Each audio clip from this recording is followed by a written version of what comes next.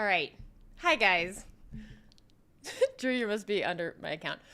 So a little different today. I'm trying something new. We're just going to try it. So I am dual streaming. Okay, so I'm on YouTube. I'm also on Twitch. So, hey, guys. Good morning. Seth, Punish, Cheat, Rachi? So, so you guys don't have to be in both, but you'll be able to read both chat because I have the chat above me. So you can see if they're from Twitch or if they're from YouTube. This is the first time we've done this, so we're just going to kind of see how it goes. But if you have a preference and you do have a Twitch account and a YouTube account and like you're on one and not the other and prefer one, you can go over there to watch the stream instead. So like I said, it'll be a little different. We're going to try it out. We'll just see if we like it or whatnot. But yeah.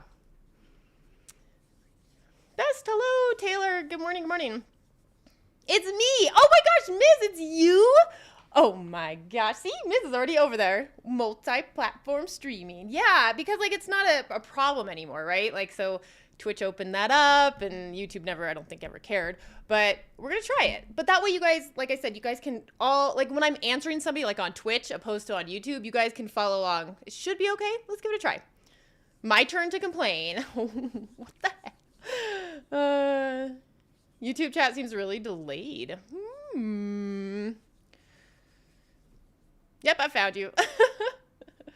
Well, like I said, we'll just see how it goes. Anyways, guys, good morning, Links. Is there not a video over here, or do I just not know how to use Twitch anymore? I'm multi-streaming right now, Links, so we're checking it out. Good morning, Rotten.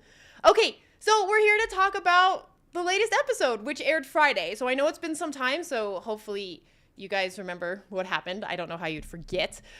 So if you haven't seen the episode, obviously there will be tons of spoilers in here. We're not going to live watch it, but we are going to chat about all the details of it, and as well as what happens in the game, hopefully up until this point.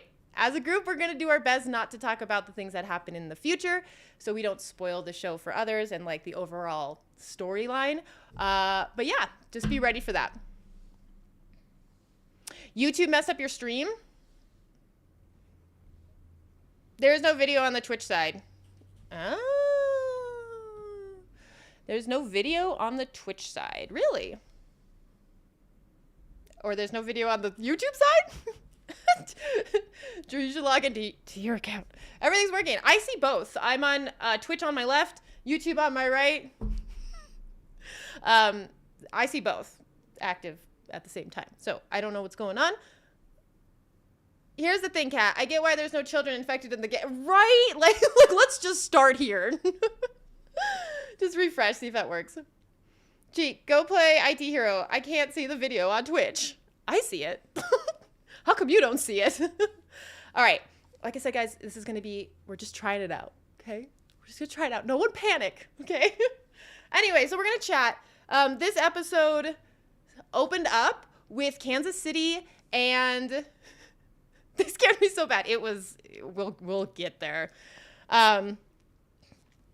It's just her offline splash. Reload. I see me streaming.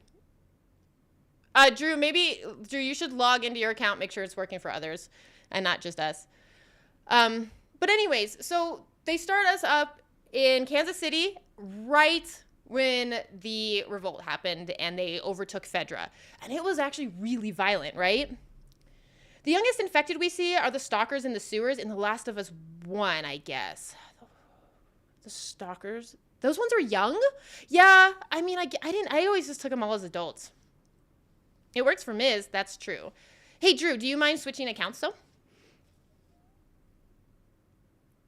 That's pretty much Casey last night after the game. I was going to make that joke. Right? Like, total chaos in the streets. No, but it's actually really violent. But what's interesting here, right, is they're yelling like freedom, freedom, freedom. So they obviously think they did the right thing. We did learn that Fedra was a terror, like in Kansas City specifically, like they had a reputation of being one of the worst Fedra bases. So it's not surprising that they were overturned, even if it took like 20 years. Hey, Tony. Love multitasking. I'm wondering if it's issue with already having had the YouTube stream open. I'm not sure. Twitch's black screen. I don't know if it was on my end. So I'm getting both. I'm hearing that some people see it just fine. I'm hearing that other people don't see it, which is interesting. Also, hello, Carmel. But yeah. And the YouTube chat is slower. Interesting. Let me see if it's actually on that side. Hey, Bess, thanks for the follow as well. Okay, so yeah, killing KC or killing City. So they know that it was like one of the worst places, for the quarantine zone, and it's just wild. Like all these people screaming in the streets as they're like torturing and murdering these Fedra agents, and they all think that they're just like doing the right thing, you know? I'll go back to YouTube then. Yeah, sorry. Like I said, we're just trying it out. We'll see how it goes. It's slower on YouTube. They say Killing City, don't they? I think they say that or something. When Joel and Henry are talking. Just a pick on Twitch. Interesting. It's weird that it's working for some and not others. I wonder if there's something if you have both open. Okay, but let's talk about this episode. And so they're yelling freedom, and it's really violent. Like they are. Let me see if I got this going on here. Hold on. There we go. Like this is a Fedra agent. They, hit him to the ground. They're like throwing bottles at their heads. They're shooting them. They're stabbing them. They're taking their gear. So it's kind of like, I get why they're doing this. They did it to them. So this is them getting their revenge and doing it to the Fedra agents instead. But you kind of like cross this line of, you didn't like how they did that, but you're going to act the same and do the same thing to them, which is, that's up to you of whether or not that's okay. We should all know how episode 5 was going to hit us after episode 3. It was called the happy episode, right? That's true. Casey people and people in that are in the worst, the documentary. Oh, wait. I missed it.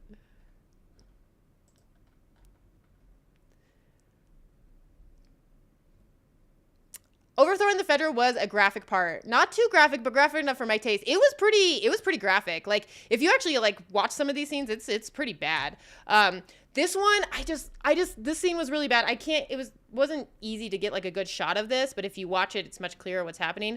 When you're in the game, right, and you're going through these zones, you see like people hanging from like the lampposts and all over the city. And hey, babe. Props to the stunt and makeup team, always in this. So far, they're doing a great job. It's okay, though. Nice experiment. Very interesting. You mean the double stream? How come I am not seeing? It's just, okay, yeah. I find it funny how much people hate Kathleen. Yeah, we'll talk about her. Anyways, I want to talk about this one little clip here. So you actually see in the reflection of the Fedra window, you actually see them hanging someone. Like you see them kicking and they're lifting them up. And I just thought it was good cinematography. Really nice. Did everybody switch back over to YouTube is pretty much what happened? Is that what I'm getting at?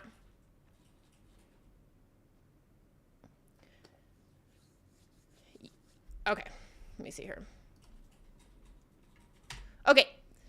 And then yeah, so they're yelling that Kansas City belongs to the people, and they're like so proud of themselves, and they did such great things, and they're the good guys getting control all of a sudden, right? That's the mentality. The good guys have control, but in reality, it's pretty much like you have one bad group taking over another bad group. I'm on both. Oh, okay. I have split. We'll get to her. We will totally get to her. Don't worry. We're gonna talk about Kathleen a lot in this. So. I'm standing my ground. Less video spoilers on this side. What? Anyways, I like seeing this riot scene. This is why I was like, this scene was crazy graphic, because we have stuff like this, which was just insane in my opinion.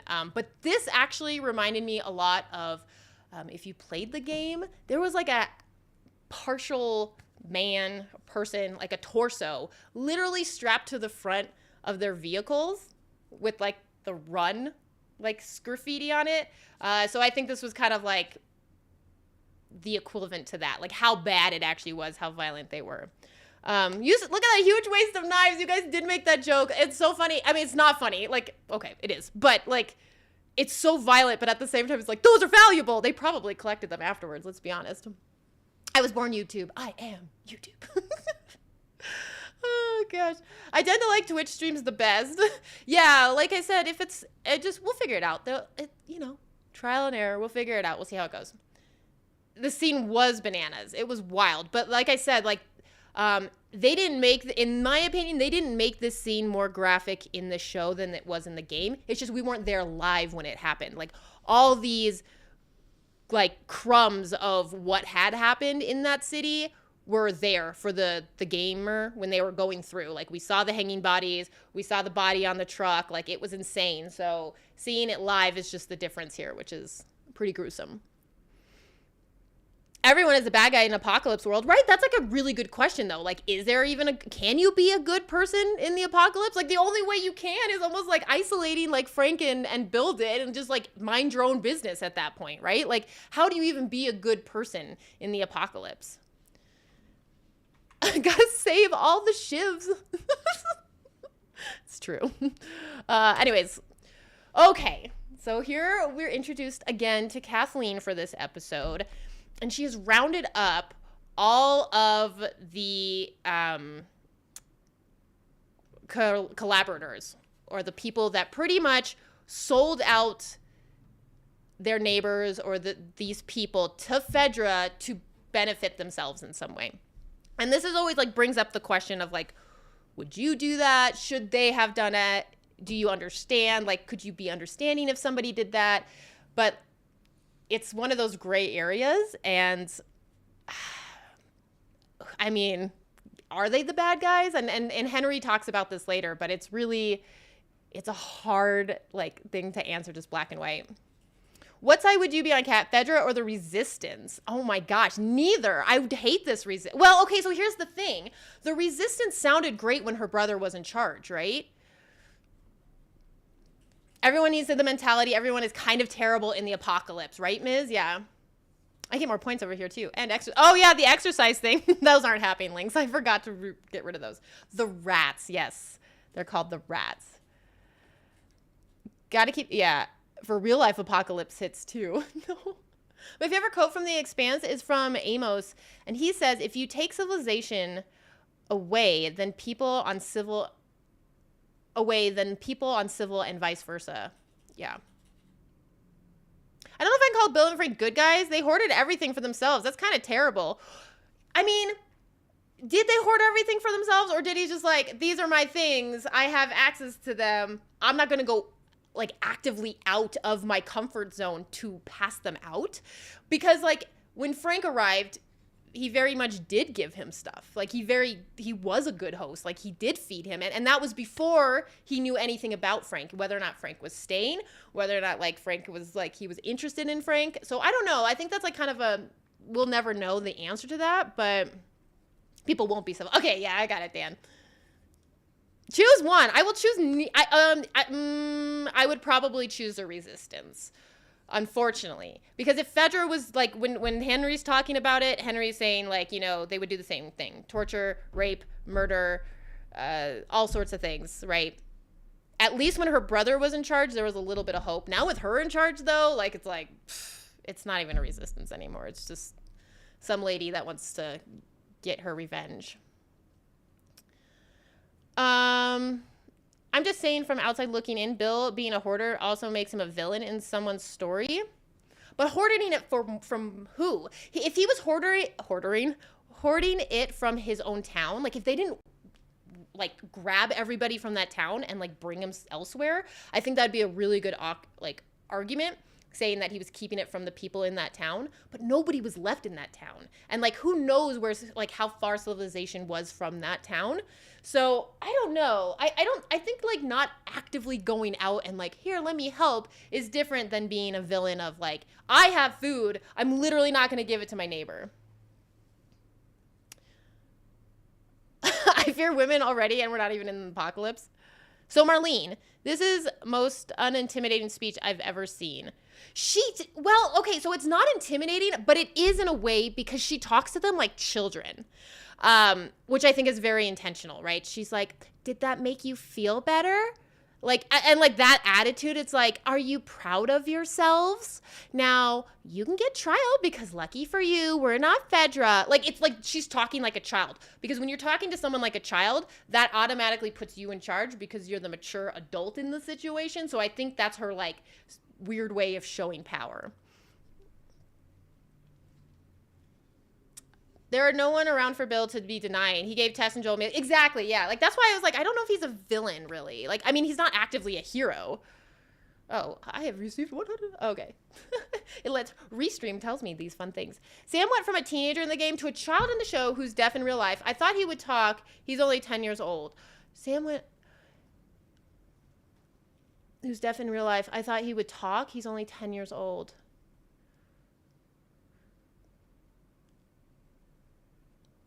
We're getting off track for stream, but maybe we can talk about it more in DMs and Discord because I don't know what happens in April.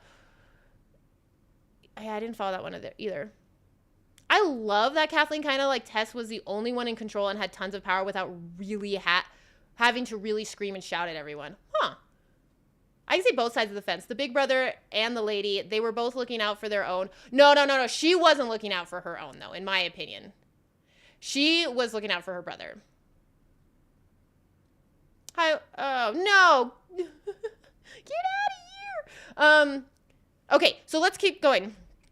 I need to talk to you guys about Perry because Perry I find very interesting. So there's so many little moments right in this scene and like the scene that follows right after this where I thought Perry was questioning her. And I was like, Perry is totally not along with her on this. Like, he doesn't like this. But then I was proven wrong later on down the road. So I'm curious what you guys have to say about Perry. But what is interesting is like he's very military in my opinion and like Twitch spam, I know. Like so he very much follows the rules of whoever's in charge, that's who you take orders from. You don't really argue at that kind of a thing. Do you mean Tommy? Kinda.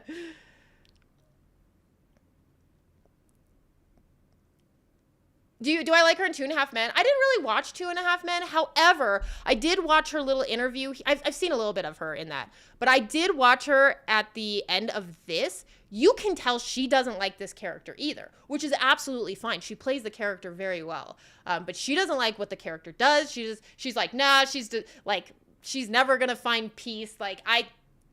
She's made poor decisions. Like, I like that. That beard. He does have a good beard. Is Perry the old guy? Yeah, Perry's this guy here. That's his name in this show. The reason we're calling him Tommy is because he's the voice actor for Tommy in the games, which is Joel's brother. I thought Perry was going to Starscream, but he's more of a soldier than I thought. I totally know what you mean by Starscream it. Yeah. Chain of command, exactly. Perry as a soldier doesn't like to agree with the plans, but follows orders. Exactly. That's how I kind of took it. So she obviously says this in front of them to kind of get them to talk, which one of them eventually does talk. And we learn about Edelstein, who is the doctor, right? So that's how she was able to track down the doctor, which we saw in the previous episode when she had him in the shipping crate. She's a perfect villain and ended up paying for her crimes, which it seems to happen in the Last of Us world. Well, everybody kind of pays for crimes, whether they deserve it or not. I love how the voice actors are in the show, too. It's like one of those things, like, they have to be part of it. I think it's really great. If my beard was like that, I would dye it. What color? It's so nice when it's, like, white peppery like that, though.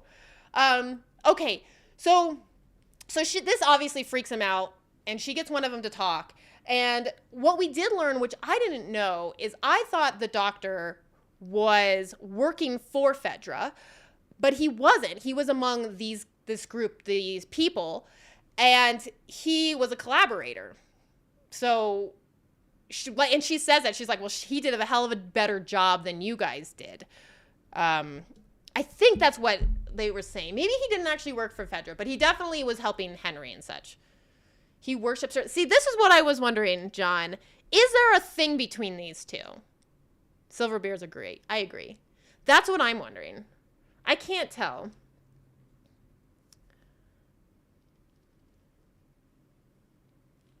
Okay.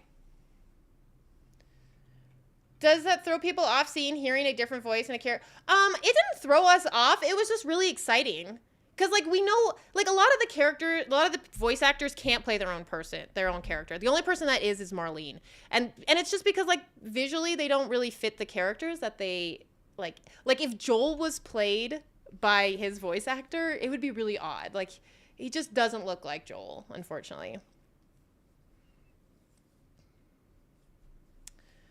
It was just exciting, yeah. Okay, so she gets the information, and I want to know what you guys think when she says this. So when he's like, yeah, he said he would help Henry and Sam if things got bad. And she's like, but things have gone great. Haven't you heard? And I can't tell if she's being sarcastic here or if she legitimately is like, you guys don't think this is better? Because it was an interesting way that she said it. Let's not think about a relationship. I don't want any flashbacks to her character again. Are that two characters in the game? So Perry and Kathleen are not in the game. No. Kat, I have just for men beard, and I have a few gray hairs on a goatee. I'm 33 years old, and I don't want no gray on my beard. When it turns gray, I dye it. Oh, I feel like you would. I feel like you could get away with either. I have no problem with like gray beards. I think they look nice. Tommy would be a great Tommy. He's too young. He's not like worn looking. I know he could dye his hair. This guy has like blonde hair and like blue eyes, but like I don't know. Oh, Tommy though. You think this Tommy would have been a good Tommy? I think he would have been okay. Sorry, I was thinking of Joel.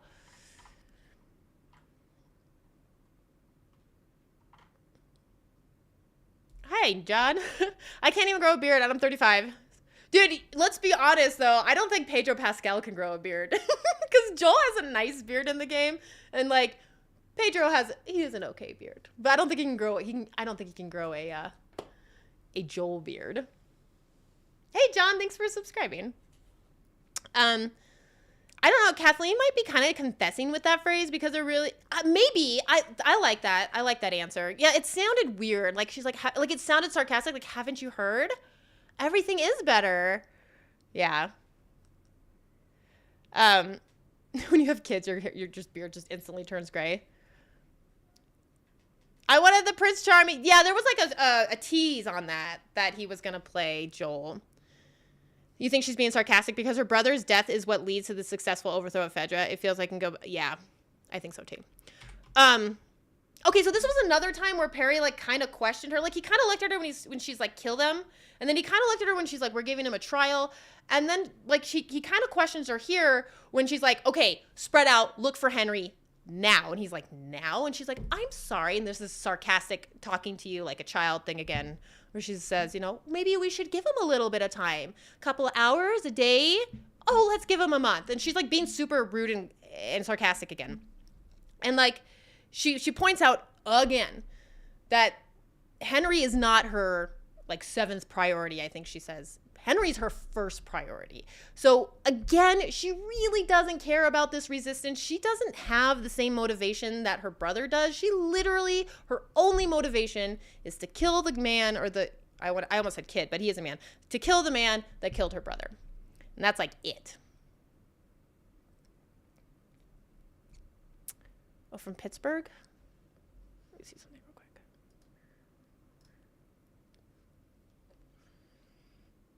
So in the game, Henry and Sam are not wanted by the Resistance. So in the game, Henry and Sam are being chased down. You meet Henry and Sam, and it's not the Resistance. It's kind of weird. It's in Pittsburgh. The group are known as hunters, and they're kind of just like a crazy group of people that did overthrow Fedra. However, they just kind of like murder and take things that they need from people. So if you're not one of them, you pretty much will be murdered. And so Sam and Henry in the game are not wanted for like any type of he didn't tell on her brother, and that wasn't a thing that existed, but they are running. They want out. They want out of that city. You do find them, but it's nothing to do with this resistance thing. Does Pedro play any roles where he doesn't have to drag a kid around the whole show?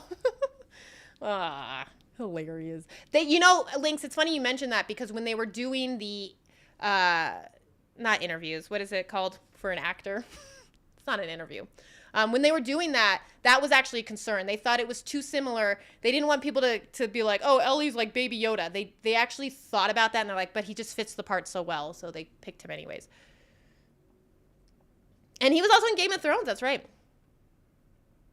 Which makes her a terrible leader, and why they only last a week and a half, right? Like, that's a good point, Seth. They do only last a week and a half. Yeah, they're kind of hiding from the hunters like everybody else in the game. She massively overestimates how resourceful Henry is, either deliberately so that she can get rid of him more quickly, or so she can hate them more. Casting. Not a casting. What is it like when you actually like go and you do like a bit in front? It's not an interview. Audition. During the audition, that's what he was like, oh, I don't want Ellie to be looked at as a Baby Yoda. I don't know. If I were Perry, I would have just taken out Kathleen. That's why I wonder if something, so either it's just like his military training and background here, or I think there's like a weird thing where I think they might have a little connection, or at least on his end. Like he might have actually had a thing for Kathleen at one point. Yeah, audition. So I figured it out. In order to have the Twitch streams work, we need you to lessen our bit rate. YouTube, on the other hand, is fine with the high. Oh, okay. Auditions. Thank you guys. Your brain works better. So yeah. Let's keep moving forward here. And then like she should and he doesn't even know what kind of a leader she is yet, which I find interesting. So he's like, "Are we really gonna let them live?" And she's like, "No, just kill them, and then burn the bodies. It's faster." Like she does not care. She doesn't. It's not funny, but like for how much she's like, they killed my brother. That's so wrong. That's so terrible. I want revenge. She's totally fine killing all these other brothers, all these other fathers, it doesn't matter. At this point, she is so far gone. Like, she's so broken. She's just like, yeah, just kill them. Like, and it doesn't even, like, bother her in any way, right?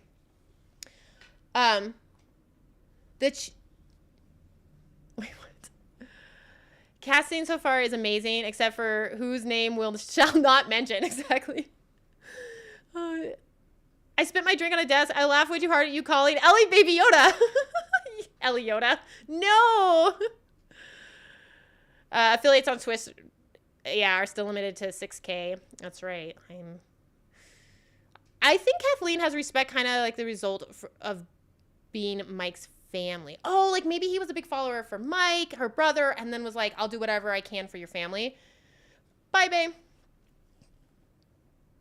Okay, we'll try again tomorrow. Should I just end stream then on Twitch? Hi, waifu. So you think Perry and Kathleen are just kind of mimicking Tess and Joel's situation? I could definitely see it.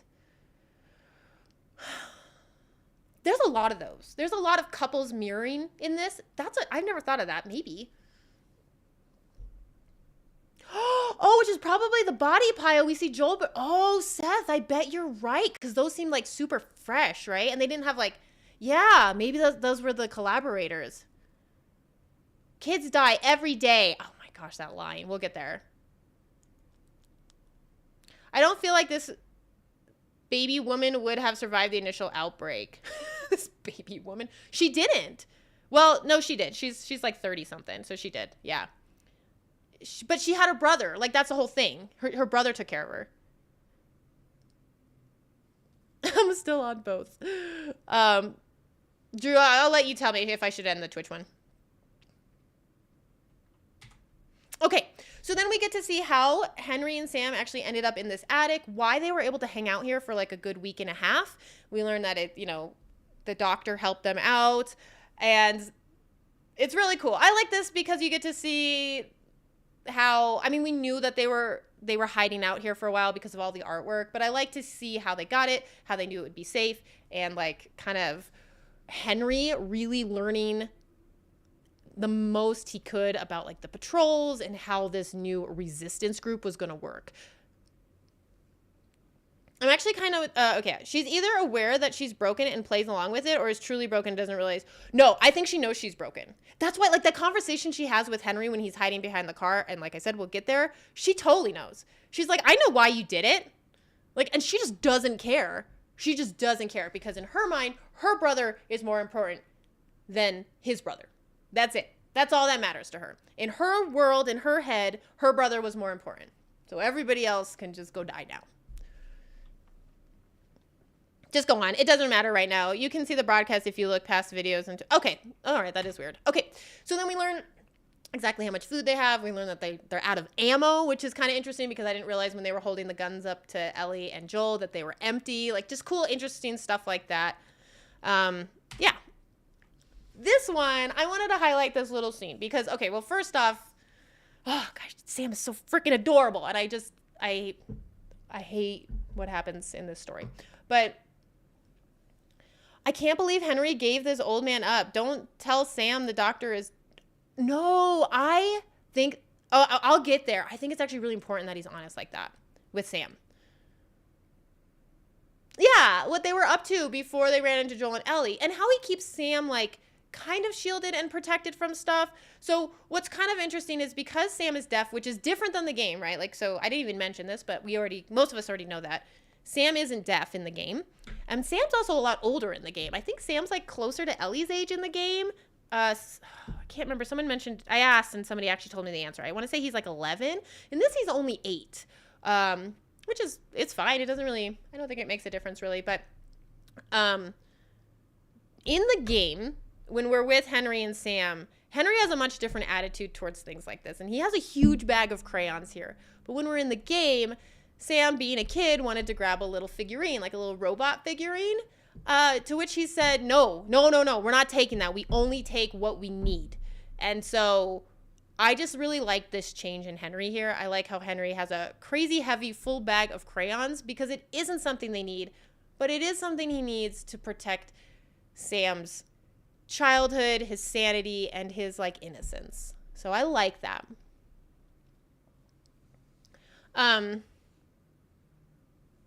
The doctor doesn't die. He just regenerates. Spoilers. They did such a great job. I know. I hate it. Don't tell Mom the babysitter's dead. Sam is 12. Okay, so Sam is 12 in the game, which is way different than in this.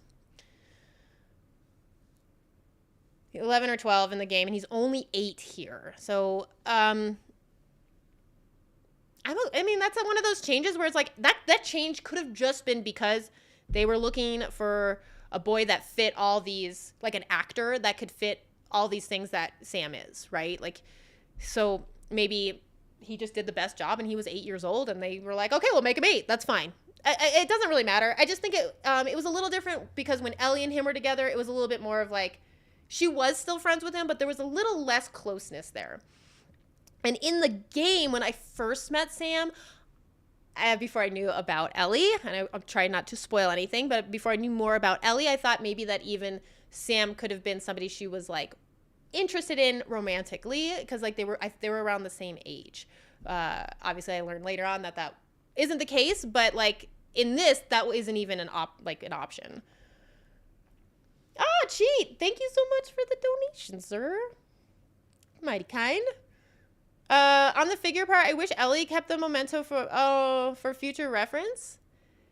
Oh yeah, like in the show, you wish she had something like that. Maybe if she would have kept the writing thing that he had, that would have been cool. His attitude towards Sam is softer in the game. Yes, in the game he's way more like survival training. So. Me too. When Ellie says she's like, I'm 14. He's like, me too, or something. I kind of remember that too. And then his brother's like, oh, really? That's right. He laughs. Yeah, I kept the board thing. That would have been a good idea, Miz. I'm kind of sad they did it now. Their parents must have died recently because Henry is still learning how to parent and care for Sam. Yeah, and you know what's crazy about this is... Hi, John. John just keeps saying hi. Hello. Sam, like Ellie, Okay, so two things. Sam, like Ellie, hasn't known the world pre-outbreak, which is, it's just wild that there's kids like that now, right? But on the other side of that, which I think is super interesting, is Sam has probably never seen or encountered, maybe not even really learned about, the infected. Because if Kansas City ended up, like they said 15 years ago, Kansas City pushed them all underground and just like locked them in there. Like they live underground. We're just gonna pretend that's not our problem anymore. So Sam has at least never encountered an infected. He probably knows about them, obviously, but he's never encountered them.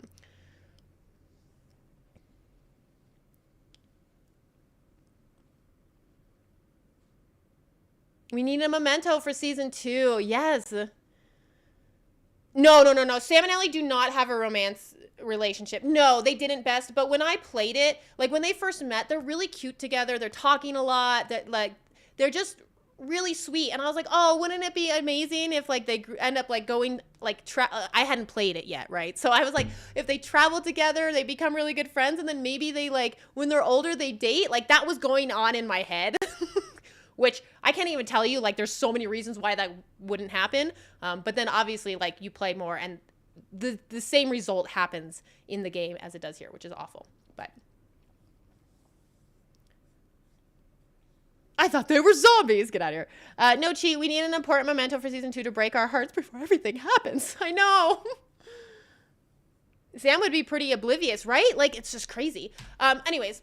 So we get this like 10 days later, and we get like the passage of time with all the artwork, which is super cute. I love this superhero like thing. When I saw the trailer and I saw his like painted on mask, I was like, what is this about? Like, what are they doing with Sam here? And I love what they did. I think it's really sweet. They kind of give Sam this like confidence that's from Henry with the superhero idea and the theme. And like, you could tell that Sam just wants to be able, I think Sam is aware of how much Henry is protecting him, and I think Sam wishes that he could do more to protect Henry. And the reason why I say that too is not just because he draws himself as a superhero as well. Like in some of these pictures, you actually see him like protecting Henry. And then we go to this. But like this right here, when he learns that the doctor is dead, Sam is sad, but he's not like, he doesn't like completely break down. He actually looks at his brother and then he initiates the hug to his brother. Like, I can't help in many ways, but like I'm gonna at least comfort you here. It's not Henry comforting Sam. Like it kind of works that way, but it's mostly Sam comforting Henry, which I liked that a lot. But that was my take on it. Sam and Ellie would have only ever been friends. I hope we see Riley soon so people can figure out. Yeah, right. When is that scene going to happen? Like, we're trying not to give away too much from like what's going to happen in the future. But I would love to get those Riley scenes. I think they actually might play them at you remember the DLC part? I think it might happen during that time in this. That's what I think. If Ellie bit someone, do they get infected? No. That was a concern, but they did answer that. Yes. In part 2, they say that she can't infect somebody. Can't, right? Yeah, I mean, for life. Okay. I gave the show another shot last night. I would like to point out this show got a lot better when it turned back into a post-apocalypse and not a Nicholas Sparks story. You're in the wrong chat here, Links. Okay, so then I really like this because this scene, so it's been 10 days, and obviously Henry has been watching the patrols, like he said, in the city, trying to figure out how the heck they're going to get out of here. The doctor hasn't come back in like over 24 hours, I think, and it's a concern. But he's really trying to monitor look how many there are is my concern. Like, I don't know if something just happened here. Like maybe somebody else came in the city and this is another one of those, hey, let's kill, like a hunter part. Let's kill them. Let's get their stuff, whatever. Or if they just patrol this heavily or they're specifically looking for them. But regardless, there's just way too many of them and it sucks. I think they'll show flashbacks chronologically. Yeah, that's what I think so. Yeah. Between Colorado and the rabbit. There's this video where two streamers react to the rabbit scene. Like this girl's like a mess and then the rabbit, this is not really a spoiler, but a rabbit gets shot.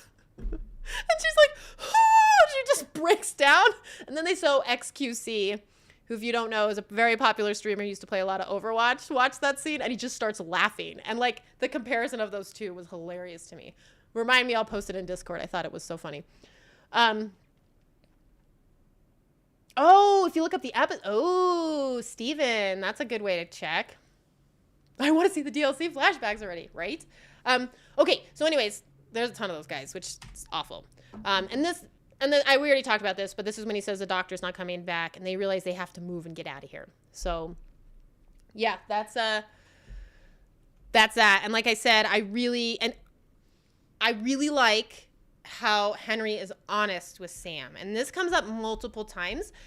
He is protecting Sam by making him feel safer and braver, but he's not protecting him by omitting information.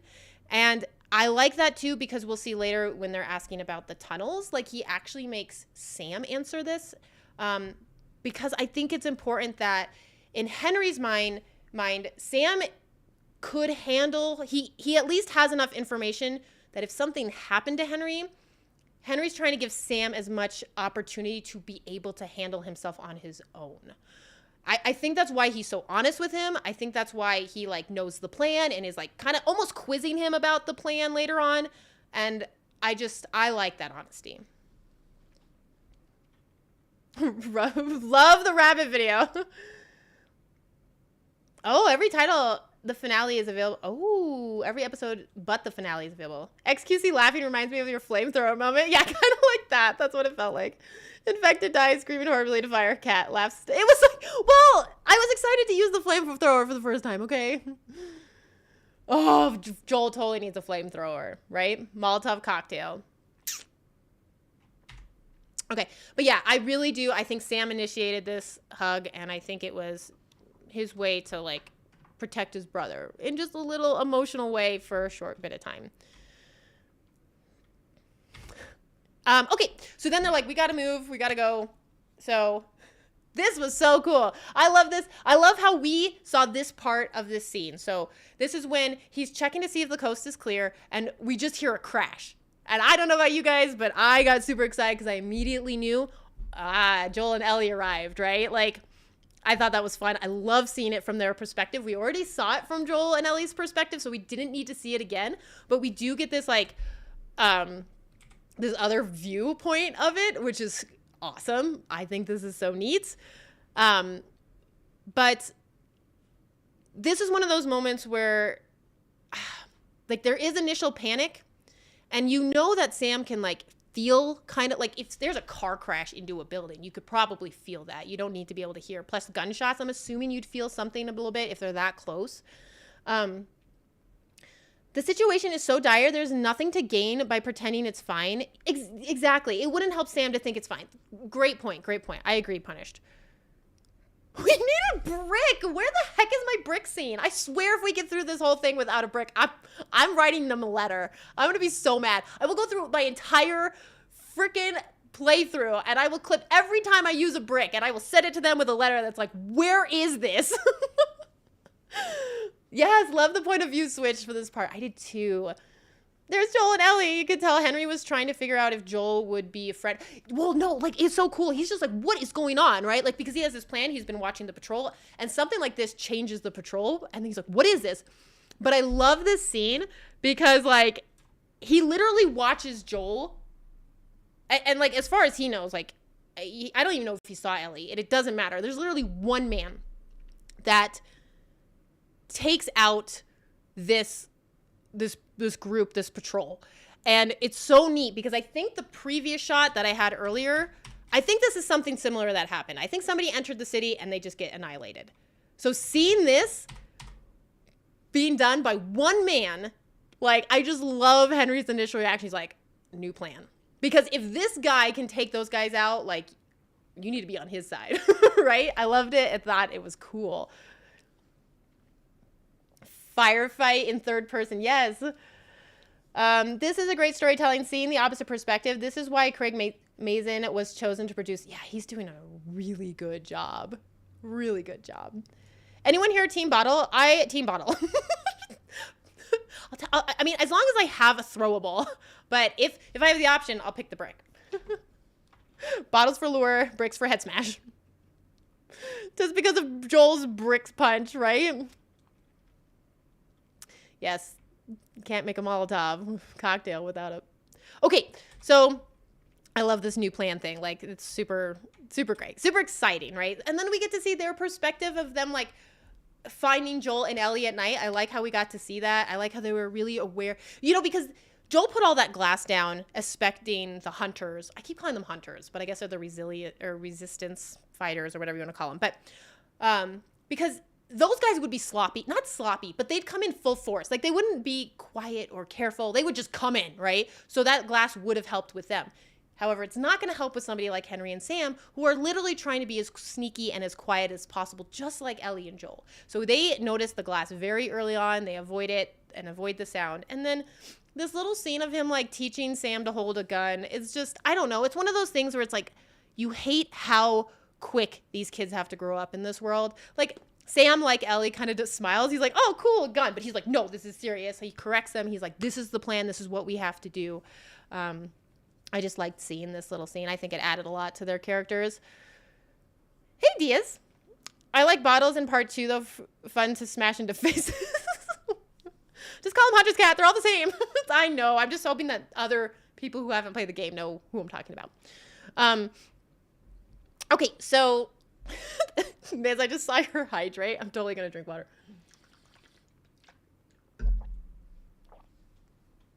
Okay. So we get back to the scene. So now we're all caught up. So we saw their perspective, and now we're here. And so we get to kind of continue on with the story.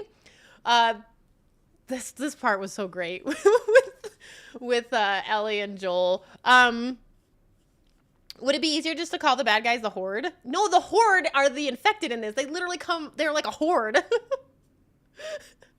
No, the bullets in the gun is definitely a gameplay add-on. Henry got 2 unloaded pistols. So yeah, like, that was really interesting to learn. So we learned that Henry really isn't any type of, well, he's a fighter, but he's not he still has a problem with killing. Like, it bothers him. He hasn't had to do it. He's now, this is new territory for him, kind of out alone trying just to threaten people. Like, that's, you can tell it's not his forte. It's not something he can do. Hydrates over on the Twitch side. ASMR, did you hear it? Sorry. It's like, sorry, Rockefeller. He was definitely playing it like the game on survivor mode with no ammo. Yeah. Sorry. So this was risky move, but they needed to do this, right? I like, if I didn't know Joel or Ellie, like, this would have been scary because, like, they're obviously survivors and they'll just do whatever they need to do to survive. So I was actually really surprised that he put Sam in front of Henry, or I'm sorry, he put Sam in front of Joel, because if anybody's going to all of a sudden, like, flip and shoot somebody, it would be Joel. And so, like, having his little brother in front of Joel is scary. But maybe he was trying to play the whole, like, that's a child. You have a kid here. Hopefully you won't just hurt or kill a child, right? I don't know. It was a gamble for sure. You can tell Henry is visibly scared to death with the bluff. Well, and that too, I love this too. And then, like, he's like, we don't want to hurt you.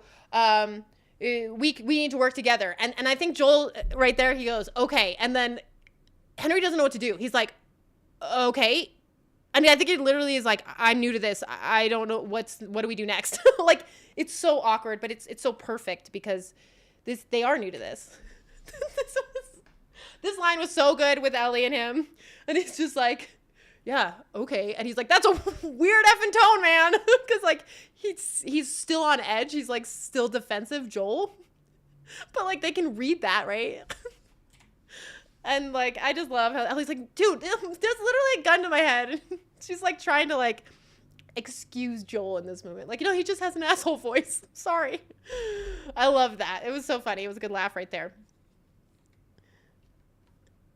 He said he's not violent. He does say that, yeah. See, I corrected myself. Henry is a fighter, but in a different... He's a survivor, I guess is a way to put it. Not necessarily a fighter. He's a survivor. Tell him it's okay. we're all good. He's trying to use the whole kid thing against Joel, seeing as Joel is Ellie. That's what I was thinking, like, but that is a gamble. Excuse me. Like, it's one of those moments where it's like, don't put Sam in front of Joel. And yes, yeah, at this point, he does think that Ellie is his daughter, which is, I think that's a fair assumption.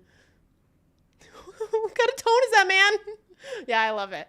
I like how she picks up on things like that, though. Like, Ellie's like, no, like, that did sound bad. Joel, don't sound that way. So they get out of the situation, and, like, all the guns are down, and, like, all the tension's down. I thought it was interesting. Like, so they're sharing, like, a little meal, which came from Bill and Frank, which Ellie just bluntly is like, oh, he's dead. But Joel on his own gives more, like, I think it's some of his, like, portion. He gives it to Sam.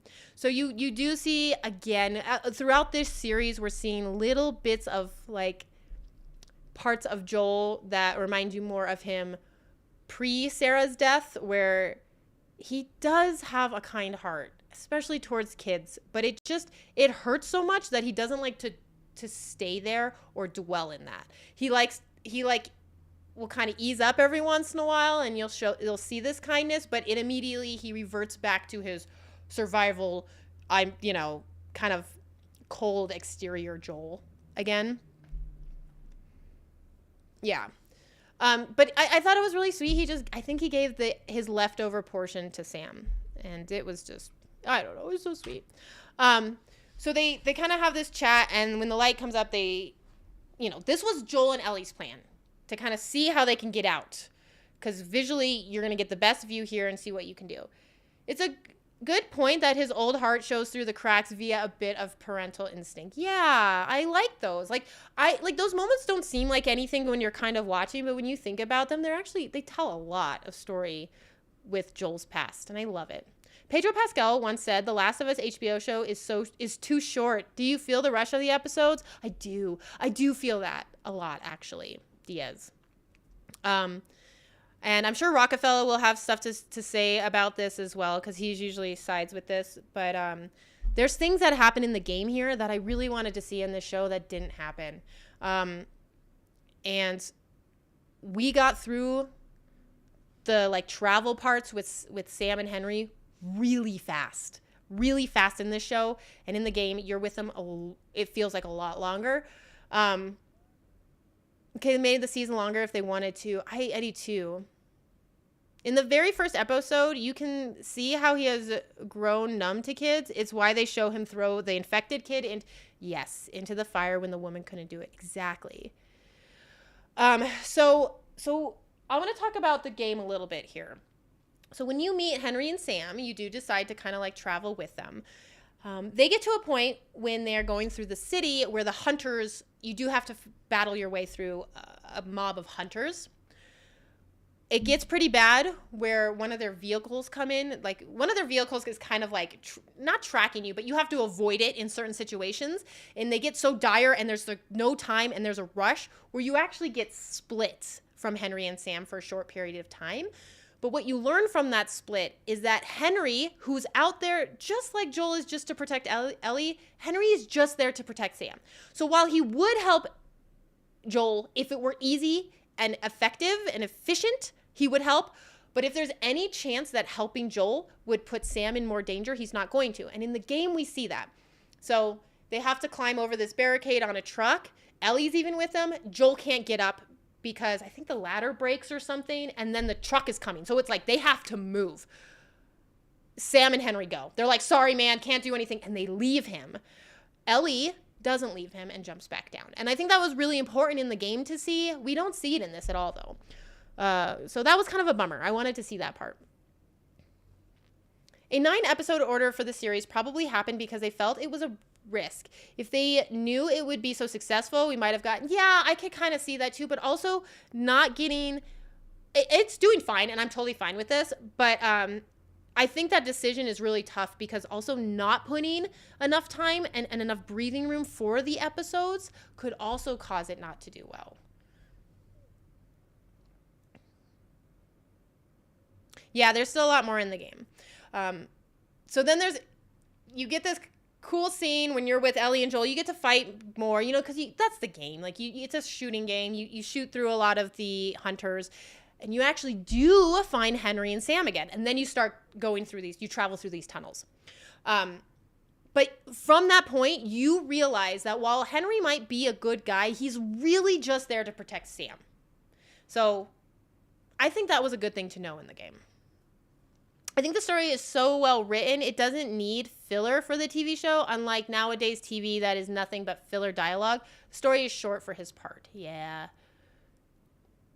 The not being able to swim hasn't been addressed since episode 2. Henry and Sam didn't get the same time Bill and Frank got. Yeah, that's true. I forgot about that. True, too. Yeah, so when they get separated in the game, you eventually, with Joel and Ellie, you need to run because this truck is coming for you, and your only option is to jump into this river. And it's very dangerous because we learned, as you guys already know from episode 2, like you guys were talking about, Ellie can't swim. So it's one of those, panic modes. Ellie can't swim, but that's when you meet up with Henry and Sam again.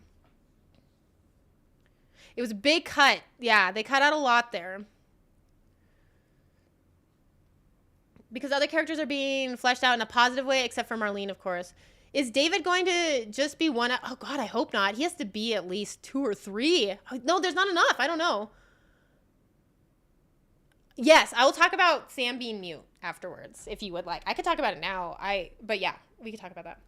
The separation worked in the game, but not having it in the show actually worked for me, given that Henry was seeking Joel out to protect him and Sam. That's true, too. That's a good point, Steven. I didn't think of it that way.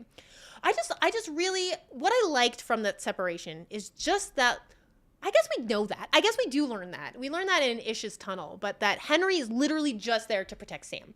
That's all he cares about. Henry doesn't even really care about himself. He just cares about Sam.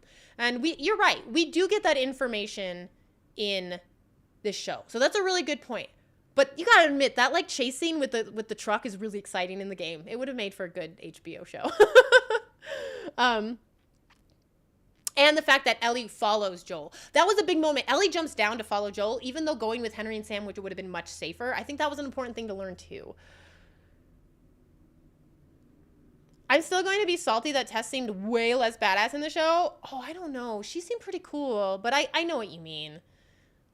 I'll hold on to you when she jumps off the bridge, which was another sweet thing that connects her and Joel. Yeah, so she trusts Joel, even though she can't swim, and she follows Joel, even though he was the one in the bad situation. Well, the trailer shows that this week is Tommy in Colorado. So David, are they actually including Colorado? I didn't notice any Colorado stuff. We were talking about that might get skipped, but we'll see. I mean, not what happens in Colorado, but I thought like it might be at a different location. We'll see. There's nice views around here and less overgrown too. We still get that's true. It's not like there's a lack of truck craziness happening in this episode. You guys are making great points. The chasing in the game is sick. It is. Not decrepit and chaotic. I didn't see Colorado stuff in it either. Maybe it was just a few seconds. Maybe. I'll have to go back and look. Okay, so yeah, so we did get confirmation that still this overtake of Fedra is really recent. It's only like 10 days old. So I just, like, in the game, I think they overtook Fedra long ago. But we learned that Henry is a collaborator. And Joel's initial reaction to this, like, he hates rats too, right? Like, nobody likes a collaborator. Now, we learn later why Henry did that. And then it's all of a sudden, like, can you blame the guy? Can you hate the guy? But I like how Joel's reaction here was like, even he's like, hell no. Like, I don't work with collaborators. He's like, yeah, you do. You do work with collaborators because this is what we're doing. It was just this cool and surprising thing to see Henry ditch because you see him as pure ally, but it's refreshing to see him survivalism and priority. It is, yeah. Team Jackson, Colorado. Team Salt Lake City crew. Joel slumped on a horse and Ellie shooting. Shh. We're going to do our best not to give anything away that happens in the future game. Okay, guys? Oh, that was in the thing. Oh, I did miss that. I'll have to rewatch the trailer. Sorry, Seth. This was so cute. I love this. I loved hearing this little laugh scene between Ellie and Sam. I hate how cute this kid is. It bothers me so much. I love this actor. It was adorable. And I like how out of both of them, like you get these two like parent figures, and it's one of those things, it's like you appreciate the little things in life, right? Like how often do you get to hear these kids laugh? Like they literally are in a situation where they're being shot at and their life is on the line at all times, and they still find little moments to laugh. And I just love that connection. I like that little moment there. The pun book laughs. I know, it's so cute. When I heard that, I should know the actor's name, and I'm so sorry I don't. But Sam here, when I heard his laugh, I was pretty sure. I was like, I believe that actor is actually deaf in real life, which we did find out at the end of this that he is. He's adorable. Yeah, it was a really sweet moment. I'm the collaborator. Hands to the sky. The meeting room is very similar to the game, that room in the game. Yeah. Like when they're kind of figuring things out. Yeah. I agree. Punished. Okay, so I mentioned this earlier, but I kind of felt awkward when he first did this when he was explaining that there's tunnels, like maintenance tunnels that they can use to get out of the city. And Henry made a big point getting Sam's attention and making Sam answer the question of like how we're getting out.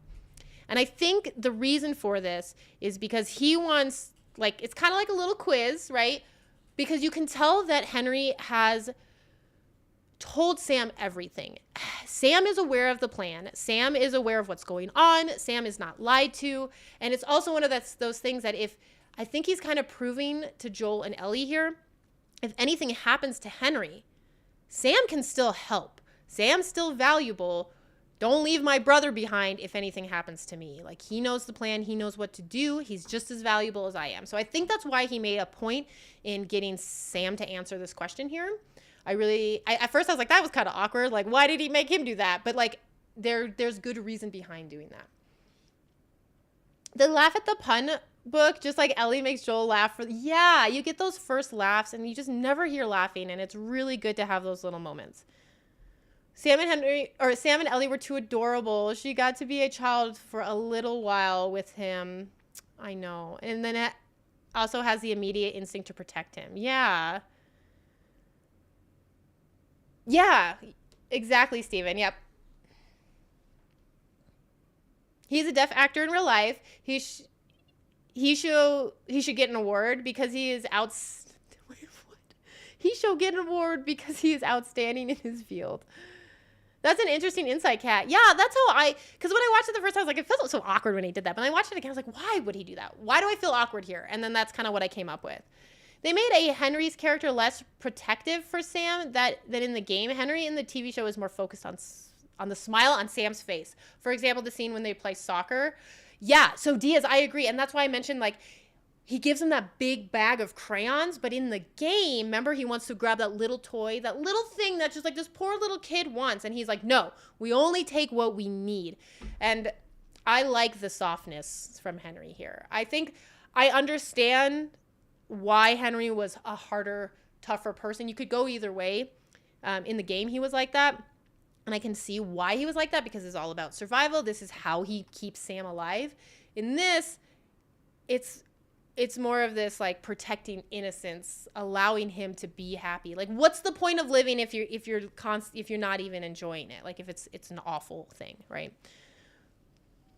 I thought it was made to relax Joel since Sam was willing to go into the oh, maybe that too. Yeah, okay. They seem to be show Joel much softer at this point in the show than he was in the game. Oh, Joel as well, a little bit. You like, they're definitely giving us glimpses of it a lot more. But you see, he puts his guard back up though again in Ish's tunnel when all of a sudden he's like, I know you are a dad too. I can tell. And then it was just like, this conversation's over. We're leaving. Like, it was like, whoa, wow, just like slam on the brakes there. And then I love. Okay, so this is when we learn about the infected. Literally, like, yeah, there's none on the surface. We just kind of pushed them underground. Hopefully there'll be I'm sure it's fine, right? It's probably fine. So I like learning a little bit about how Kansas City got rid of these infected, what's going on, which makes sense that, like, obviously it reaches a boiling point where they just boil over out onto the ground, which we'll see later. Like a scarecrow. Get it? He was outstanding. But why scarecrow? Like, I know. Oh, because they say that joke in here. Oh, Rockefeller. I got it. Yeah. Jokes that need explaining are the best. And I thought this was cute. Like Sam's whole, like, what is it? What are they saying? And Henry just answers for them. He's like, yeah, they're going to help us escape. And then he, like, turns to Joel and he's like, right? And then they turn to Ellie and Ellie's like, right? Like, she doesn't say anything, but she's saying it with her eyes. Like, what is he going to say here? I love how it was just a fun conversation. Again, I like how they do that. Then, okay, so we're immediately just, like, in the tunnels, right? Like, we get a short scene where they're going through the banks, and they're like, we can't, we don't want to be seen. He's like, okay, well, the tunnel's here, let's go. So they go into these tunnels, and we did go into the sewers with Henry and Sam in the game. We get a little bit more time with them, which was fun. And Joel tells her to get her gun out, which I thought this was going to come into play somewhere else. But really, the only purpose for her to put her gun in her pocket in the earlier episode, I thought like something major was going to happen, was literally just for this scene right here where Joel tells her to get her gun out and she grabs it from her pocket. And she has this, I didn't get it on this clip, but she has this crazy huge grin on her face. And Joel's like, he doesn't say anything, but he's like, are you freaking kidding me? Like, it's in your pocket? Because she was supposed to put it in her backpack. But she has this huge smile on her face. It was like one of those things that was just like, they did that literally just for that one little moment to see those two like interact again. And cool. I loved it. Because fungus doesn't like dark places. It's probably fine. Yeah, right? Like, why would it get worse? I don't understand. I'm sure those tunnels could never be filled with stalkers. God, this is a hard part of the game. Henry here was great. Dude, everybody here was great. Look to me for the quotes. You're right, Rockefeller. I should have known better. Oh, Ellie had such a smug look on her face. I know, it was so good. You'll shoot your whole butt off, Ellie. Honest question, did you cry at the last part? Oh, yeah. I did. If you really want to see me cry, watch me play that part in the game. I was a mess. Like, it was awful. I'm laughing at it. It wasn't funny. It was awful. That wasn't funny. Anyways, so this little scene here too I like because they go into these tunnels and Henry, of course, he's like, so there's not supposed to be infected in here. And he's still a little nervous about it, but then he doesn't see it infected. Like, they open the door, no infected. And he's like, the plan is good. He's being loud. He's like, yeah, we're clear. And then Joel's like, because like he has no experience with infected. Well, he probably has a little because he was around, he's older than 15, right? So he knows a little bit more about infected. But ultimately, he doesn't have real experience with infected because he's lived in the quarantine zone, which there aren't any. They pushed him underground. So like Joel's like, dude, we don't know that yet. Like, hush, be quiet. Like, Joel is familiar with infected. He knows what to do here. And like this like little mess up from Henry, I just like because it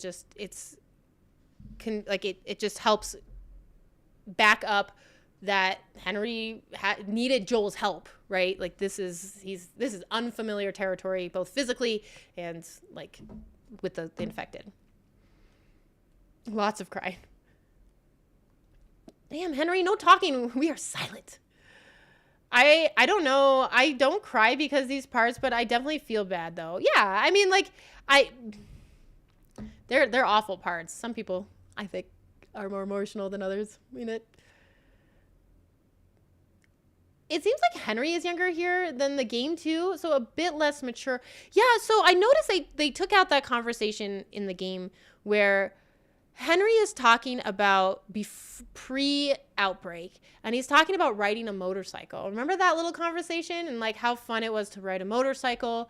So Henry in the game was I think he was a lot older too because he was reminiscing about that.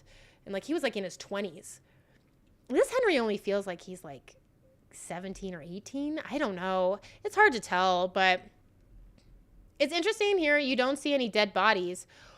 Yeah. So, Drew, I think that's a good point. So this whole area This is like, we knew, right? If you played the game, you're like, it's Ish's place. We learn so much about this society. This society is already dead when we come across it in the game as well, but you read a lot more. You get a lot more clues and context from playing through this part. It was a whole civilization that was living underground. You see their laundry room, their food places, you see their classrooms, the daycare, you see bedrooms and areas, and you do find bodies, which is really terrible because you learn that eventually they did get overrun by infected, and they pretty much got cornered. And so some of them did turn, but what happened to a lot of them is they had to barricade themselves in, and they either had the option to open the doors and become infected or, take their lives. And it was awful because the daycare area, you find out in the game that they actually had to kill all the kids in this little society because otherwise they would just turn infected. So it was an awful ending to this place, this zone. I'm kind of glad we didn't get to see those bodies. I think what they did here is they had this scene in here. They had a nice break for the viewers, but they also had the scene in here because the players are like, I know what happened here.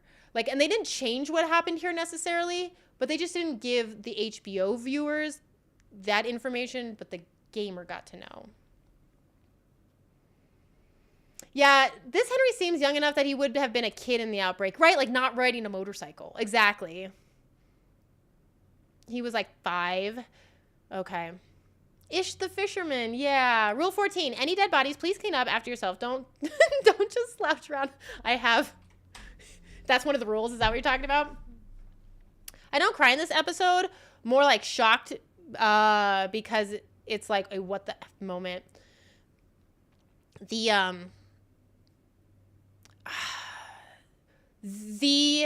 I'll get there, but I think in the game, the words that Henry say and what he does, it's slightly different than in the show. I think it was a little bit more heartbreaking in the game.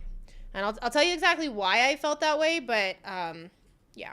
So this little house rules thing, this is exactly in the game. It's super cool to see this. This is like how they survive, right? And then you see the little picture of Ish, and I think it's like Bonnie, I want to say. But yeah, it's one of those things where you learn about this whole other society that was doing just fine without Fedra, without like a crazy group, that decided to take over. They were just their own community, doing their thing, living life, and then they got taken over by infected. Yeah, in the game, bodies were everywhere. They wanted the shock of the suicide at the end to be a bigger impact. You think in the show? I miss the Ish. I miss the Ish storyline. I wish we would have seen something about that in the show more than just one drawing. Like I said, and they kind of touched on this in the end. Neil Druckmann kind of talked about it. I think he wanted to keep some of this precious to the player, and not just like reveal everything to the people watching the show, but that didn't play. This was one of those things where it's like, as a player, we knew what happened, and we get kind of that extra background information that the HBO viewers didn't get. And I kind of like a little bit of that piece. Like, it kind of gives more worth to playing the game, and it kind of gives more worth to people who have played the game. So I kind of like it not being in there, but I could see it either way. I'm disappointed he didn't find the gun. Yeah, that was a good gun. Yeah, that's true, Ms. Kat, did you watch the Super Bowl? If so, who did you want? I didn't watch the Super Bowl. I didn't really care who won. As Drew and I were talking about this, the only thing is like, sorry if anyone's from Philly here. Just the Philly fans are crazy. So it's one of those things where it's like, do you want the Philadelphia to win because you think that maybe more people will be, or less people will be injured in riots, or do you think more people if they win? It's one of those things where I didn't watch any of it though. I didn't see it. Ish had kegs. I saw that just on this clip. I was going to just talk about it, but yeah, there's kegs there. So Uncharted 3, guys. Okay, here's the deal. I'll just talk about this real quick. I'm so sorry about the Uncharted stuff. I had so much stuff going on that a lot of the times you guys, I can't share with you, but I had so much stuff going on.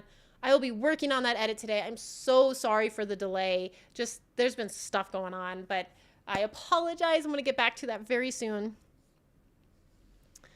I just hope the ball is happy. I Cat can't say miss normally anymore. I know, it's all messed up. The ball is the ball. You mean the soccer ball?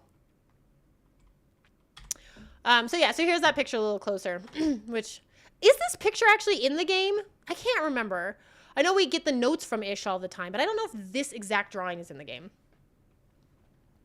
I have to leave. Oh, Rockefeller, no worries. Marlene's final scene. Marlene's final scene? You mean Kathleen? No problem. Thanks for understanding, guys. I really appreciate it. Okay. This whole scene's cute. So, by the way, guys, in the game, this, like, artwork on the wall is almost exact. These tables are exact. Like, they did a really good job recreating this, as they have been doing with this show.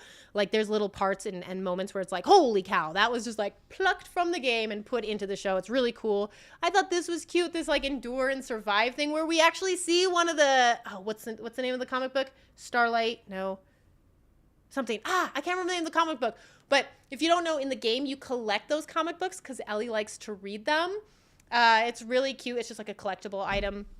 But you get some interaction with her and Joel about them on occasion in the game. So it's neat that they had those in here. And it's really cute that he reads the comics. And reading is one of the ways that these two can connect, right? Because even she's still doing the sounds and like these hand expressions while she's reading the comics whenever she does with Sam. But he's able to read it on his own. And it's a really cool way for them to connect. Yeah, the details of this part was great. Oh, I think it implies that Ish was Fedra in the Oh, that would make sense. I didn't think about that. Seth, that's a good point. Oh, I bet you're right. I like that. I think game was more heartbreaking because we see Sam's dealing with death by throwing away his toy. He'd give it up at that moment. Next best moment in the game was when Henry said, Joel, that was all your fault, pointing. Yeah, so I'm going to talk about that. I think it was worse in the game. I do too. I almost forgot her name, Kat. I saw Savage Starlight. Thank you, Seth. Sandwich Starlight. Sandwich bar fight. What's wrong with you guys? Okay. Take your time, drops videos when you can. Oh, you guys are so sweet. Thank you. It's been a roller coaster for me off of this camera, okay, with that Uncharted video. This conversation, so we get this conversation instead of getting a lot of action that happens in the game, right? In the tunnels. In the tunnels, we come across, I'm assuming, some of these inhabitants of these tunnels, because we come across a lot of stalkers. Hold on. What did I just do? Those are family pictures. Please hold. What the heck? Hold on, please.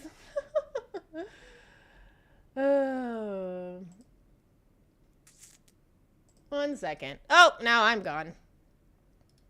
Please hold.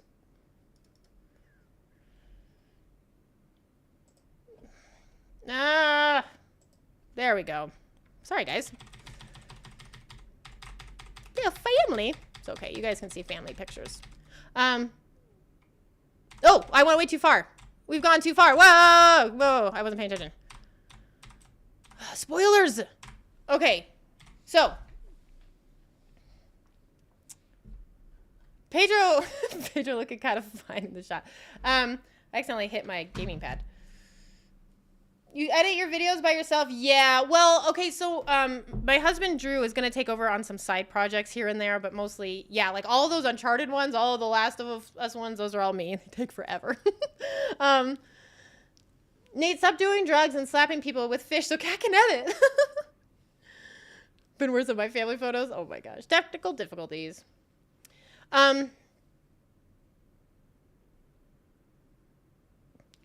He said that after he shot Sam. Yeah, so We'll talk about it. But okay, so we don't get this conversation here. It's really interesting. In the game, we actually get a moment we get separated again from. So in the game, there's two separations.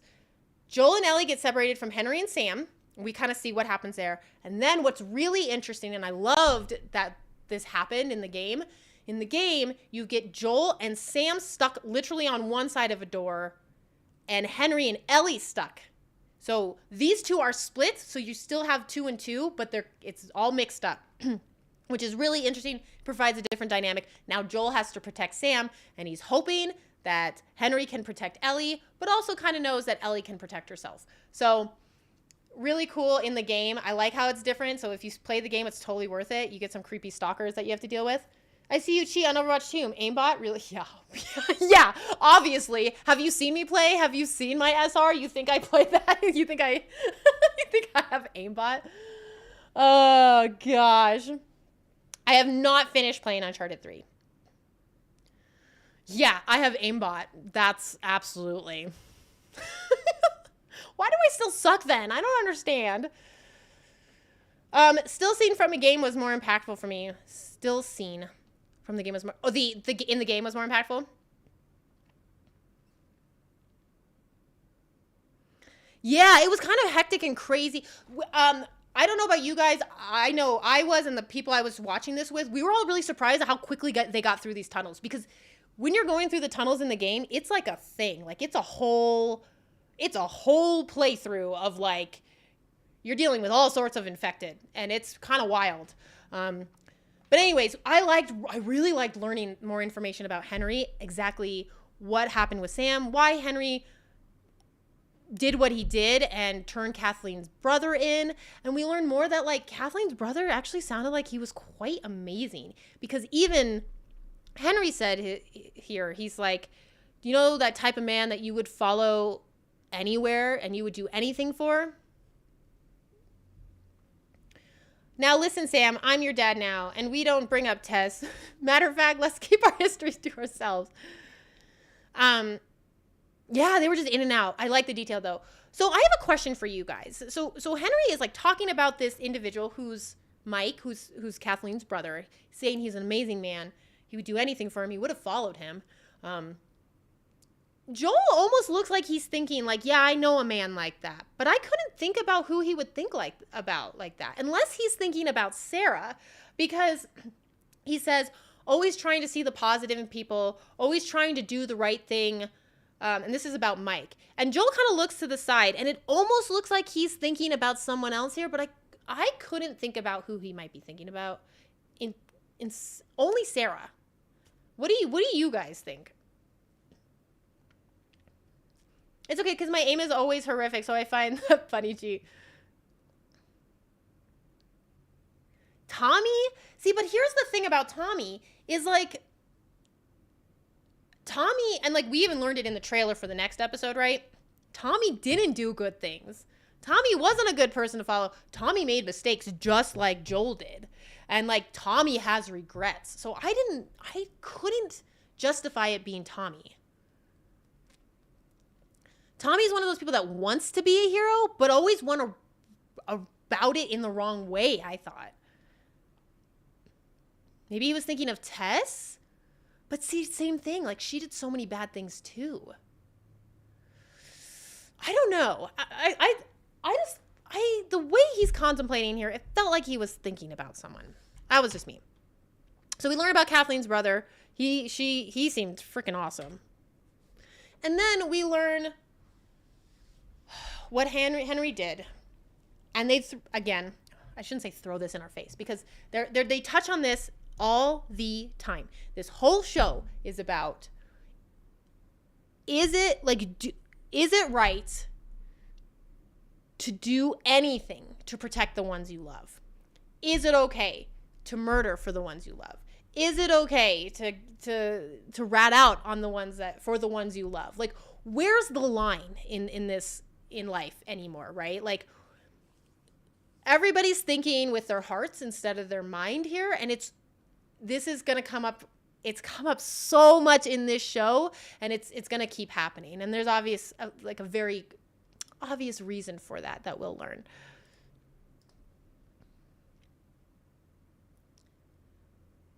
Um,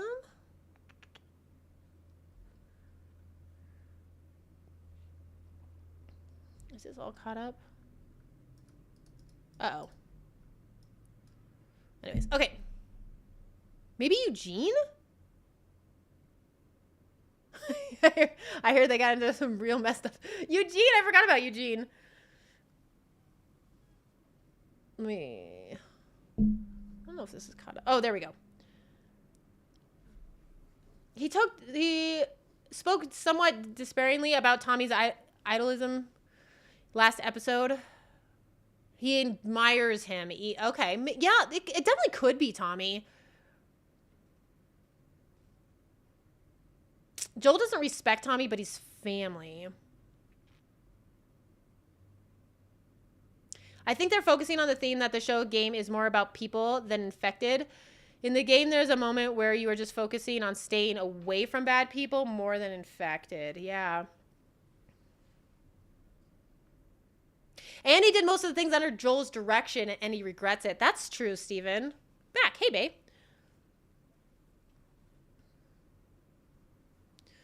Okay. Maybe Joel was reminiscing on some part of his past, who he was before he lost Sarah and the outbreak happened. Maybe. Anyways, what we did learn, though, here, right, is Henry 100% sees himself as a bad guy, which is so sad. Like, but he doesn't care. Kind of like Kathleen doesn't care, right? Kathleen knows she's a bad guy, too. Henry believes he's a bad guy here. But they both still continue down this path because they'd rather be the bad guy. Like, okay, so Henry'd rather be the bad guy so Sam doesn't have to be. And Kathleen wants to be is fine being the bad guy because she lost the most important person in her life. So I just think that's really interesting. I think it's really sad that Henry views himself this way, but it just adds more weight to Henry isn't here to survive. Henry is still around because he wants Sam to survive. Yeah, it's spoilery, so I won't say it here. Okay, hopefully next episode then, Punished. Joel would never blindly follow Tommy, especially now. Yeah. There's so many options. Who knows who someone like Joel would look up to? Yeah. Or maybe Joel couldn't relate. Maybe that's what that look was. Like, no, I don't know anybody with that good of a heart. I don't know. Okay, this whole scene, we get Kathleen in her bedroom from her childhood. We learn a lot more about Michael, and how he always protected her. She can't live without him, right? Like she's nobody without him. She believes that, and she's incomplete without him. So this just is more on the whole thing of like why she's doing what she's doing, why we don't like her, why we don't feel sorry for her. Even so, she talks to Perry and she's like, I know I'm not doing the right thing. If you're here to tell me I'm not doing the right thing, or that Michael would have said this isn't the right thing, I already know that. She already knows all these things. Like there's no reasoning with this woman anymore. She is gone. I completed the Last of Us Part 1 game 100%. Nice. Excellent. Yeah, Irving, in that case, yeah, like we'll talk about the game, but we just don't want to talk about what happens in the future of the game because it'll ruin the show for people. So feel free to join us on that. Gotta go. Bye, Rockefeller. If they don't give us more Joel backstory before Outbreak, I'm gonna scream. I don't think they will. Why? What are you looking for, Taylor? Henry and Kathleen may be bad guys, but Henry chose peace and wants to leave. Kathleen chose violence. Exactly. Yeah, they're different. They're different people. Yes, we did know that, Diaz. Yep. It's super awesome. I know, like, every time I call him Perry, people are like, you mean Tommy? And I'm like, yeah, Tommy. Could be, too, that Joel would never blindly follow someone. That's a good point, Miz. Like, that look is like, no, not really. Or maybe it's fear that's how Ellie looks at Joel. Like, maybe it's Joel being concerned, like, Joel doesn't think he's a good guy. He thinks he's a bad guy or whatever, too. But he's worried that maybe Ellie will just blindly follow him. So that's some concern, too. I mean, 20 years in the apocalypse, is anyone reasonable anymore? Right? Like, that's a great question. So I think it's really interesting to learn, that this character, Kathleen, there's no rooting for her. And like, there's no happiness for her. It doesn't matter what happens here. She's she's gone, right? Like, killing Henry is not going to fix her. She doesn't even really want to be the leader. Like, you get that. I get that feeling that she doesn't even really care about being the leader. She just needs an army, right? So she's not, I'm the leader of the resistance. It's like, no, you need people. You need an army to literally just do one thing, and that's take out Henry. I'd be really curious to know if she did take out Henry, let's say, or like, let's say she found Henry dead. What would have happened to these resilience, these fighters here, like the hunters? I feel like she would have just been like, done, bye, don't care anymore, do what you want.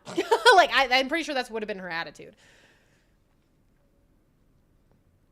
This character foreshadows Ellie in part 2. It kind of does. That's a really good point, Drew.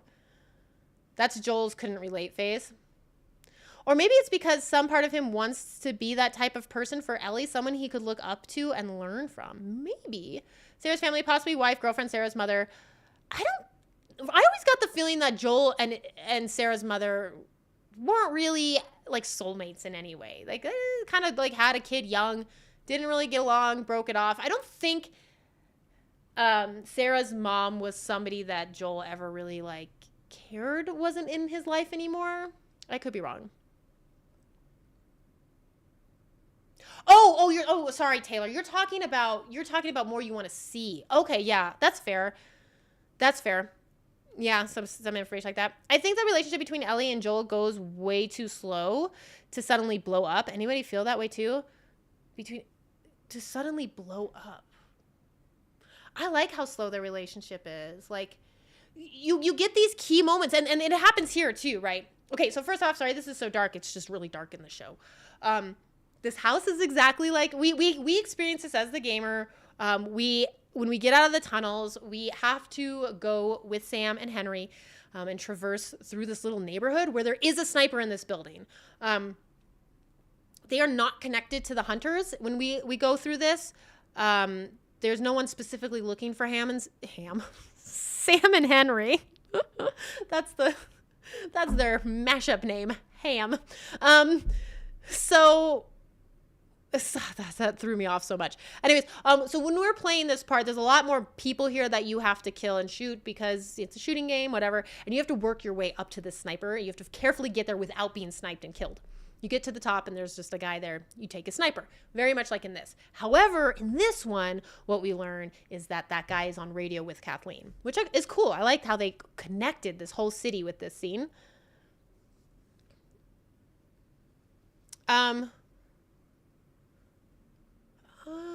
High school accident since Joel never went to college. Not really, in my opinion, because Ellie gets super attached to Joel very fast. Yeah. And I think these little moments that we have, like how Cheat was saying, like you see these like cracks in Joel's hard exterior in this a lot, which says a lot because he's been through 20 years of not caring about anybody really. Like he cared for Tess, but not like he wouldn't really open up to her. But we keep seeing these little cracks in Joel now, which are a bigger deal. Like even though they seem minor, it's a huge deal. And that's like showing that like a very big connection to Ellie. Like that he does actually care for her. And we see it here too when he's protecting her with the rifle. Oh,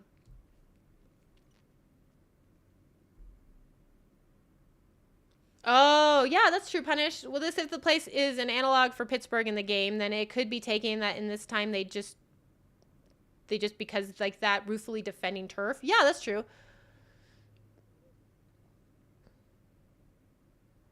We lost a lot of scenes when there was trust was building between Ellie and Joel slower.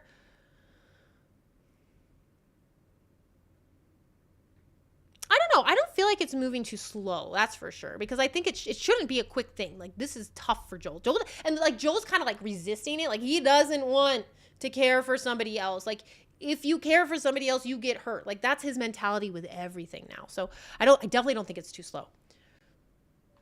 Okay, so really cool, the sniper scene. So yeah, so we find out, when we came into this room and it was like this old guy, like I was like, who the heck is this guy? Like why, what is going on?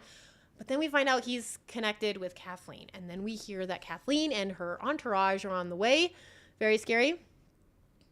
It doesn't show a massive change until winter in the game, until Joe. Yeah, that's true too, Miz. I think so. Yeah.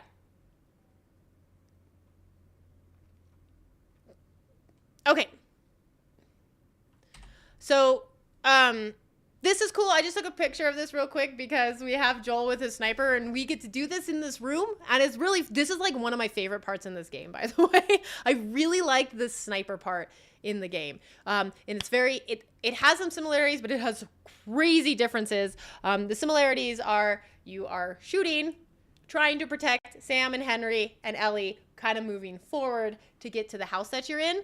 I think you accidentally skimmed that. I might have skimmed it because you were answering Diaz. So as long as he got his info, that's good. I shouldn't be fast travel. They traveled for a year in the game. Hard to do this in 9 episodes. What's crazy is we skip so much time in the game, though, believe it or not. I'll talk about that a little bit at the end of this, but like a lot of time does get skipped. I feel it's kind of fast personally. You feel that them connecting is too fast? I disagree. And I just talked about that, like on why I think it's the perfect amount.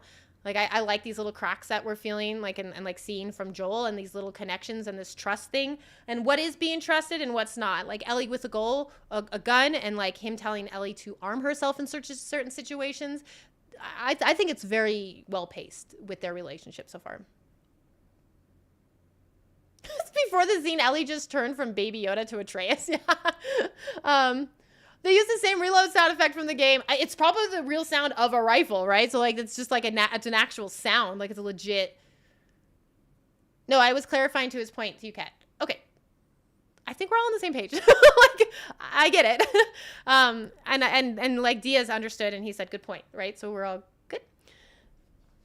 I appreciated the unlimited ammo in this part. Dude, do you like how his gun jammed in this, though? That was interesting.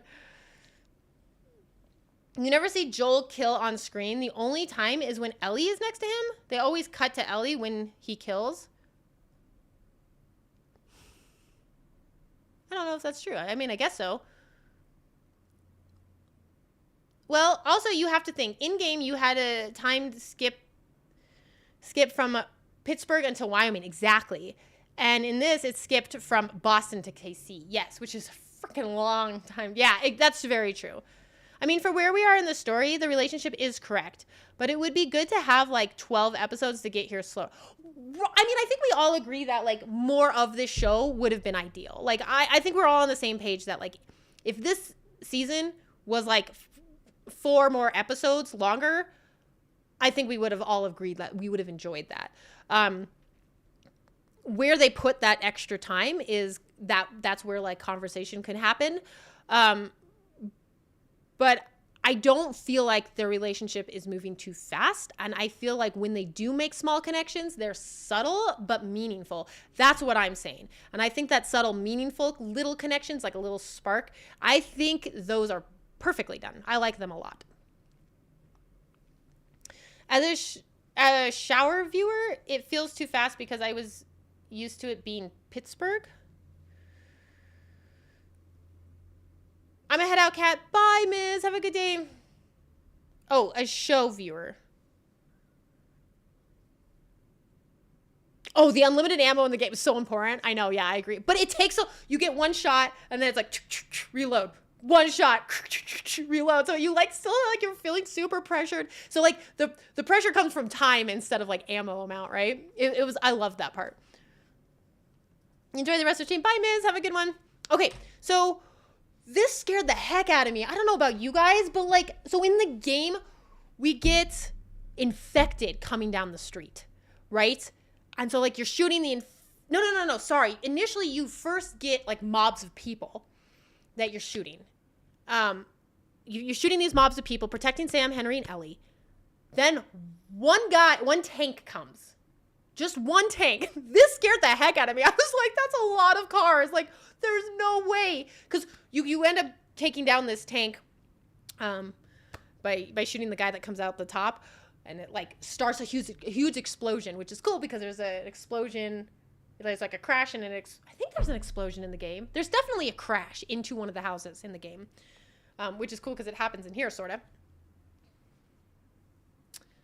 I think they showing Ellie's weird affection to its guns and killing scene with the infected and guns pointing the mirror at Ellie to create a foreshadowing carrying to grow. We talked about this a lot, Diaz. So I kind of have like shifted gears on that a bit. Ellie, initially I thought like there was way too much obsession with the gun thing with Ellie. And there was like some weird obsession with her like wanting to kill the infected. I've kind of eased up on that a bit because I think a lot of that has been answered.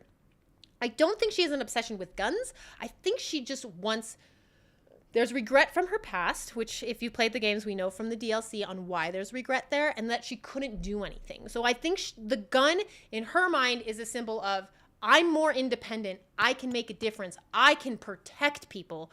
Not just herself, but she can protect people she's with a gun. That's why she wanted a gun so bad. So I shifted from that mentality, especially since we saw some more loving sides of Ellie where she is heartbroken about like the people who were mass murdered because they wouldn't fit in the quarantine zone, or like she has these moments where she's like, there is like a lot of love and connection towards people.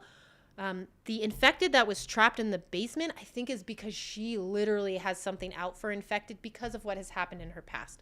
So I've shifted from that pretty big.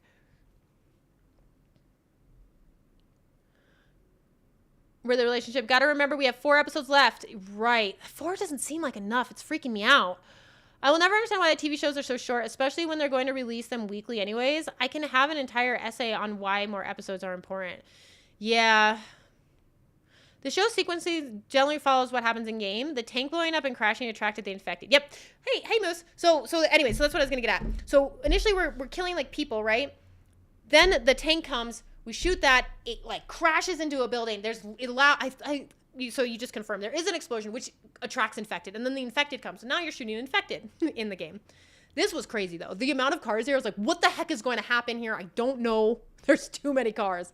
But I really thought this was cool because this was like the perspective that we kind of got as the gamer. You got to look down at the street, you got to see the kids running, and you got to see the car coming. So that was cool. Oh, can we just take... I'll wait. So then we get this huge explosion, right? Craziness, which we know leads up to the weakened state of the ground where the infected could get out. So this noise clearly called all the infected that are underground to that area anyways. And it was just a matter of time until it collapsed, weakened, and then they could get out.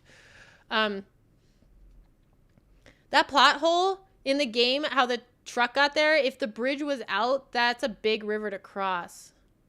I think they just know another way around, right? It's like their city. I'm sure they know another way around. Protected by having a gun, such an American thinking. That's not an American thinking. Like that's a post-apocalyptic thinking. Like, what would you rather? I mean, like, it's one of those things. She's a child. She needs a weapon. She has one little blade that she constantly is fiddling with because this is her only means of protection. She wants a gun because I think in her head, if she would have had a gun in the past, maybe that thing that happened in the past wouldn't have happened. I think that's what the mentality is. People are protecting themselves everywhere with guns in this now world. I don't think this is an American thought. Like, I think that's just a common idea that you would have in this situation. I think the basement infected, she was also wanted to test what it means to be infected. She cuts them.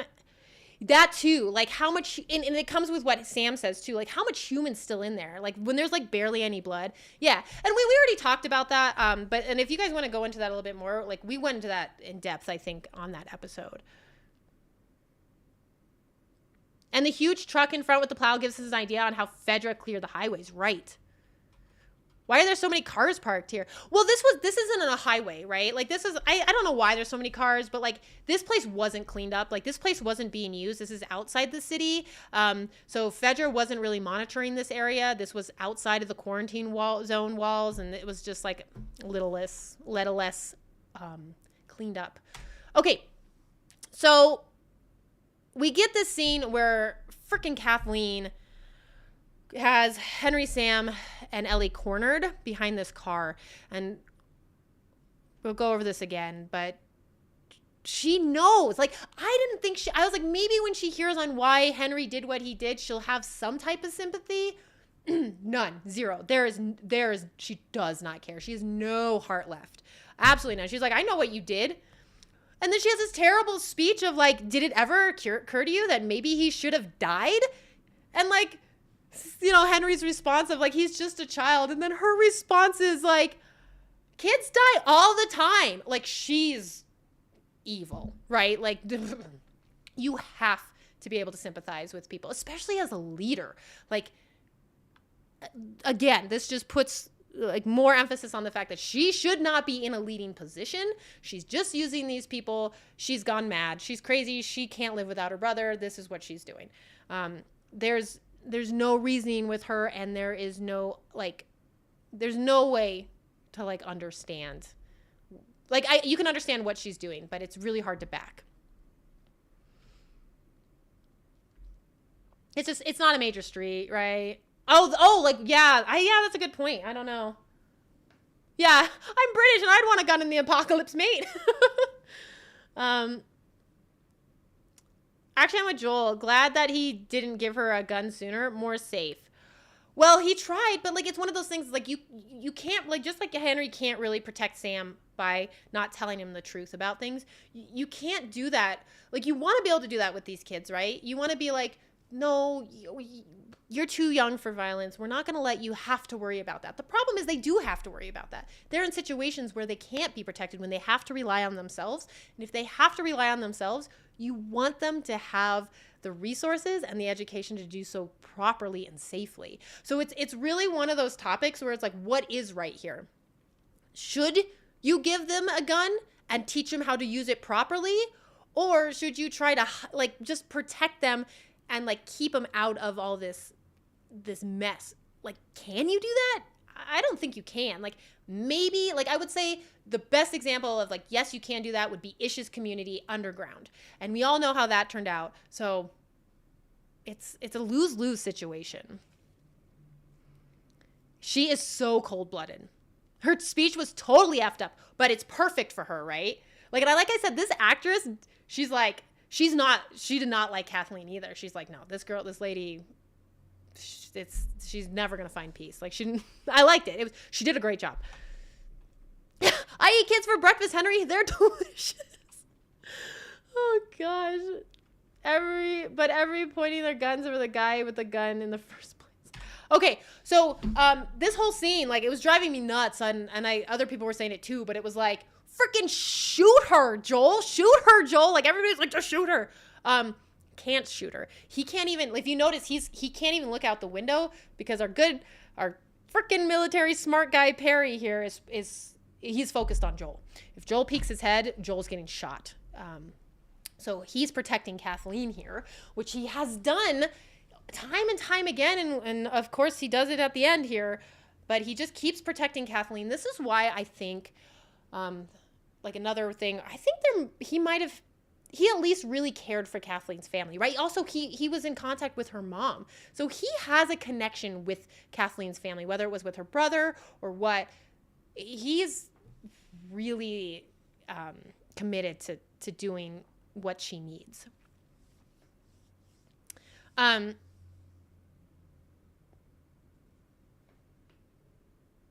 reverse of time of day from the game in the scene was pure dramatic. Oh, I wanted to mention, where is it?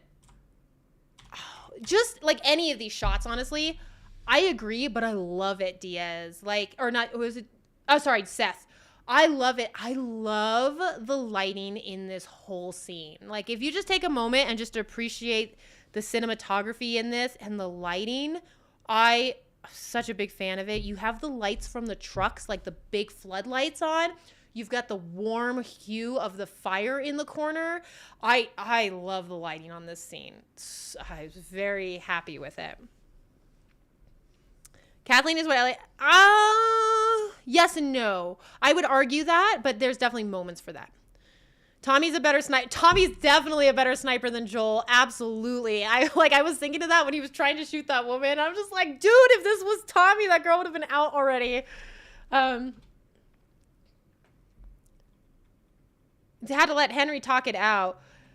I mean, I don't know.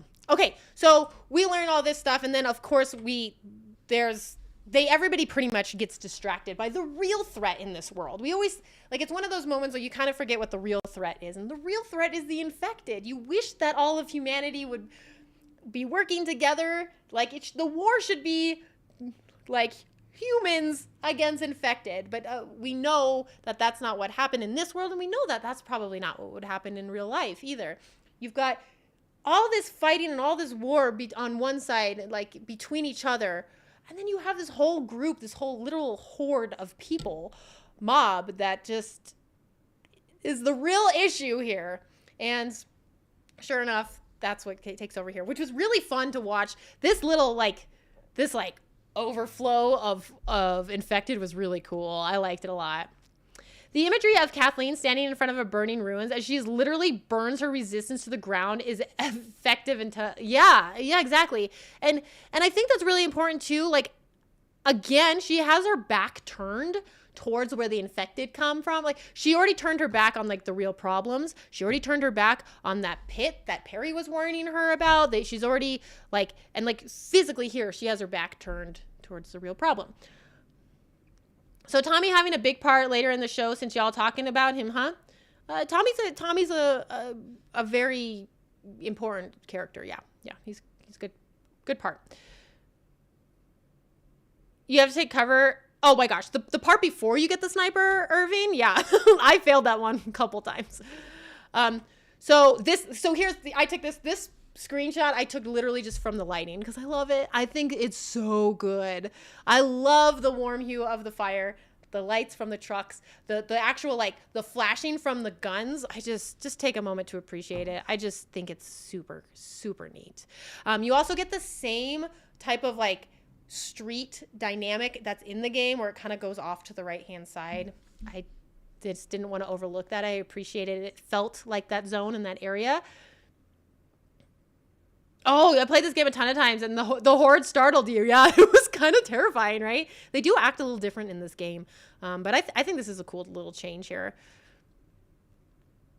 Her back was turned on everything but her mission. Yeah. So, this part was fun. It was really cool. And then we get our bloater friend, who we knew was coming. I was so excited. I like this because I like how there's just one bloater, and he kind of is the leader of these infected. And not really, right? But kind of he's the one big baddie that has his whole army. And I just think that was a fun mirror of Kathleen and her army. It was just who's stronger now, Kathleen? They're a good shot. Oh my gosh, yeah, I really like him. This part was so cool though. This bloater, the audio of the bloater, his look, his strength, very much like the game. He looked awesome. I saw in the after the episode behind the scenes stuff, this was just a full out costume. This is what this guy looked like on stage or on set. Freaking amazing work with costuming. Loved it. I realize I'm super behind on chat. I'm sorry. Bloater. Yes. Were all the infected clickers? No, there were clickers. They were all of them. I don't know if there was stalkers. It's kind of hard to tell with the stalkers.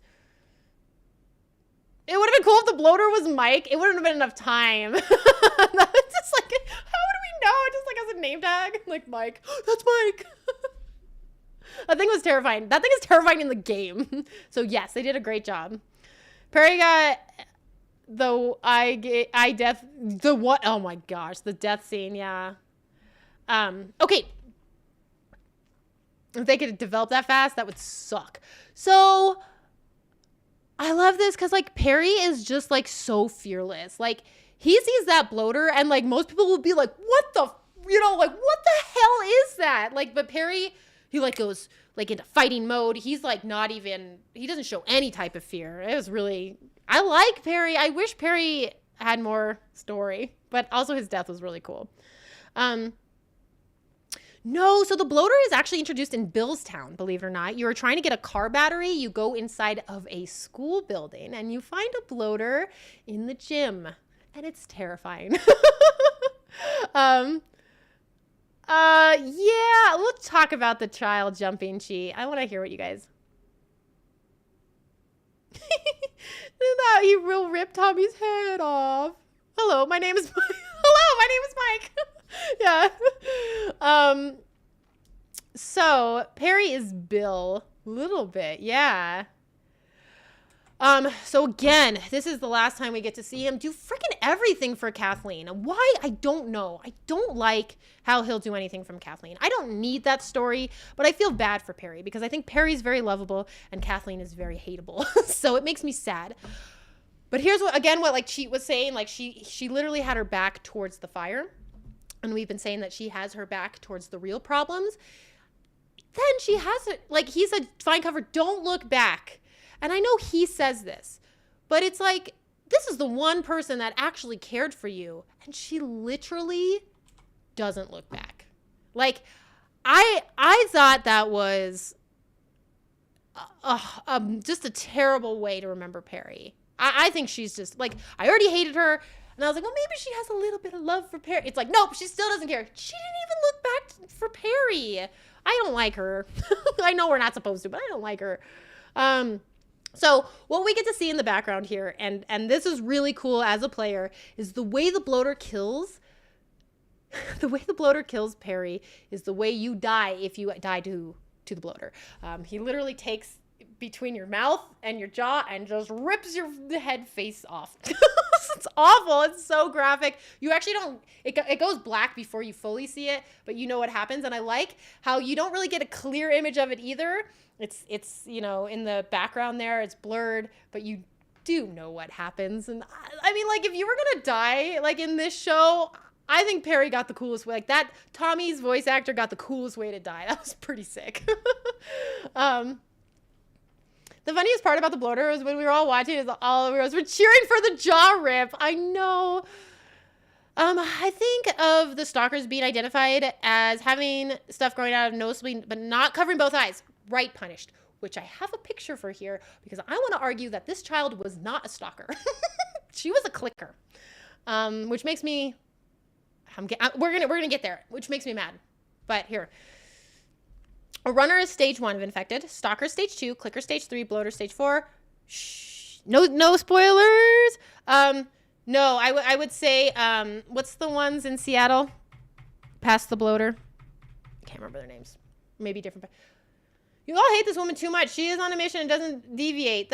She doesn't deviate. That's actually a really good point. I hate her mission though, but she's freaking dedicated. Now, what's the other one in Seattle? You guys are forgetting the other one. Okay. So Ellie, okay, I want to mention too, while this is all this chaos is happening, Joel is like, who is he watching? He's watching Ellie. He's not watching Sam or Henry. It's the same thing like as in the game. Like, Henry would have helped Joel if it would have made it so Sam wasn't in danger, but he didn't get that option, so he just cares about Sam. He left Joel to fend for himself. Kind of the same thing here. Joel's protecting Ellie by sniping, not protecting Sam and Henry, because if he has to make a choice, he's going to pick Ellie. Ellie sneaks her way into a vehicle, which the window's too small for most people to get through. But then we have this kid. Scramblers. Shamblers. It's not scramblers. Shamblers. There we go. Shamblers. The ones in part 2 you're thinking of are offshoot between clicker. That's what I thought. They're like a different version, right? Depends on their surroundings, I guess. Bloaters are still, but wouldn't you like to see that fight? Wouldn't you like 3 bloaters against, or like 1 bloater against like 3 shamblers? Sorry. Perry wasn't played by Will Forte.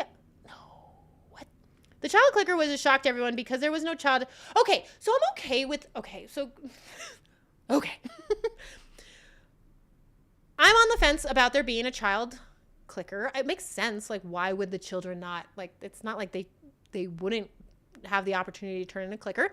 But that kind of, that's interesting, like, just science-wise. I'm wondering, like, okay, well, if somebody was infected at the age of 14, became a runner, I guess their bodies don't age. So they'll still have the body of a child, which I can get behind, I guess. Like, they've been underground for 15 years. This 14-year-old child has the body, like the shape of the size of a 14-year-old, but technically has been alive for probably closer to like 30 years. I'm fine with that. That looks like a clicker to me.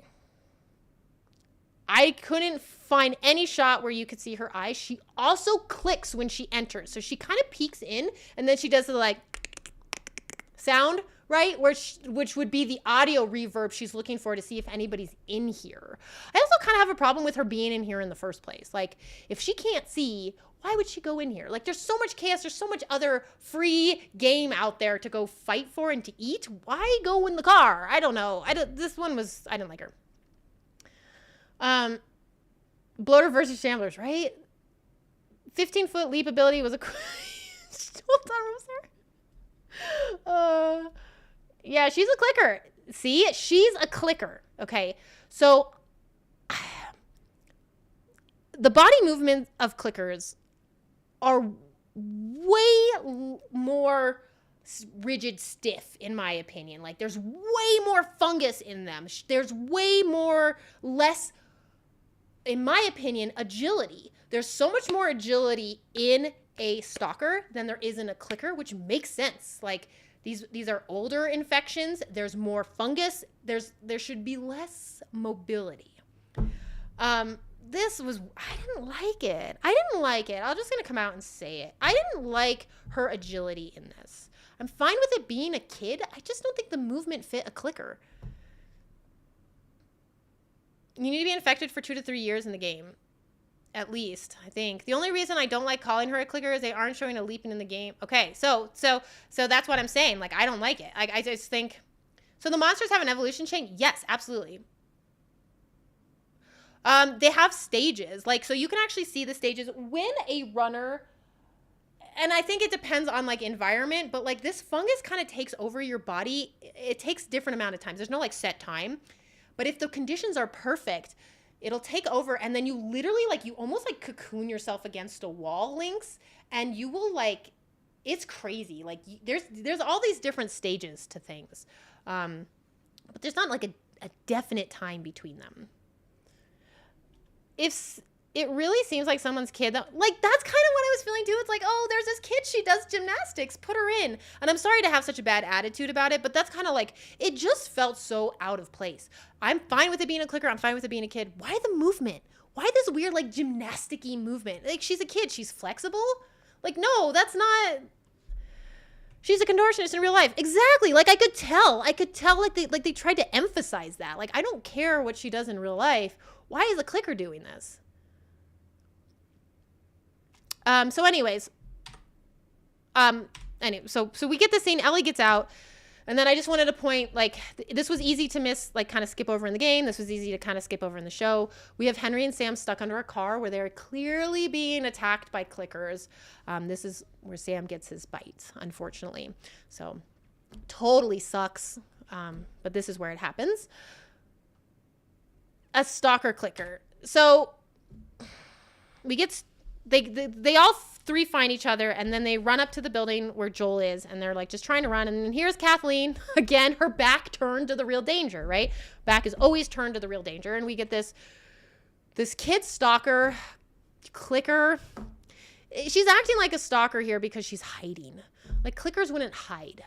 She doesn't need to pounce. They can't see. Clickers can't see. Why would they hide? Why would they... I just didn't like it. I thought this was so bad. I like that Kathleen died to infected. I just don't like the movement of this child. I didn't find it creepy. I thought it was cheesy. This felt like a raptor. Like, it was like some weird Jurassic Park scene. And he's like, nah, clever girl. And that's what happened. And I didn't like it. And it looked super fake. Clicker is a stage when usually people die, then they grow into the walls, then environment is a good host, can survive, and goes into a bloater state. Yeah. Yes. I don't know. Am I the only one that really feels this way? Like, I've been trying to be, like, open to, like, the changes and stuff, and, like, being like, yeah, it just wasn't my thing. This one, like, I really didn't like. I really didn't like the way this kid moved. Raptor clicker. It's a licker from Resident Evil. That's kind of the feeling it gave too. I just didn't like this supernatural, like, the human body doesn't leap like that. Why would a human body with fungus leap like that? It's weird. Why? I'm really mad about this part, but this is the only thing I don't like. I thought it was a dumb change. Okay, that makes me feel a little better. Yeah, her leaping like a flying squirrel. Like, it just doesn't make sense. The fungus doesn't give you more mobility. In fact, I would argue it gives you less.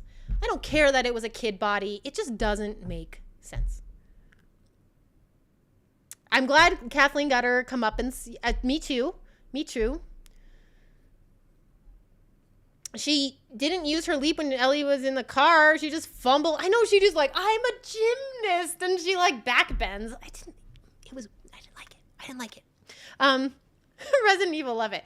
So that's my take on it. I'm glad that she died to a clicker. I don't care that it was a child. I just don't like the movement of it. And that was my take. And then we get the like, we literally get this horde heading to the city. Like, Kansas City is screwed. Like, that's their city now. I think this was a cool shot. You get the bloater in the middle too. Like I said, like, he's kind of like the leader in his army. And that was really fun. So I like this. I thought this was cool. I'm like, this was one of those weird moments when you're rooting for the infected. And I like those moments because, like, that city sucks anyways. You go have it. Take it. Who wants to live in Kansas City? Right, cheat. I was kidding. Okay. And then you get this really cool conversation between Joel on the downtime. You get this conversation between Joel and Henry. And I like this. And they talk about endure and survive in the comic book. And then, these two connecting, which is cool because it's, again, Joel kind of like opening up and connecting. He actually invites them. He officially is like, you can come with us. I think it's funny too that he's like, that's just redundant, right? Like, the endure and survive, just a cute line. I'm curious if, like, they're also kind of hinting at other redundancies in this show and in this game. Like, there's a lot of redundancies, but it's not necessarily redundancy. It's more of like a pattern that we keep seeing. And like these couples, like you have Joel and Tess, and you have Bill and Frank, and you have Sam and Henry, and you have Joel and Ellie. And it's like you get these like things all the time where you can kind of, these patterns. So I just thought that line was cute too. Kids die all the time. That's really what happened. Kids die all the time. Excuse me? You what? And so the big change here from the game is that we learn that Ellie learns that Sam got bit, which in the game, Ellie didn't learn. Sam didn't tell her, and they have this really sad conversation pretty similar to this, where Sam's asking Ellie how much of the person is still inside of this monster. And I think that like Sam was deaf, and like he has this way to like chat with Ellie. It gets to the point really quick and just really just jumps straight to the point. And he shows her his bite, which was, I actually liked more.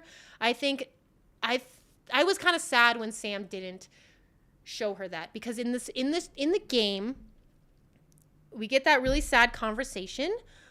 Ellie pretty much is like, yeah, no, like she doesn't do anything that makes Sam feel better, even though she didn't know that he was bit. She doesn't do anything that makes him feel better. And Sam spends a very lonely night by himself.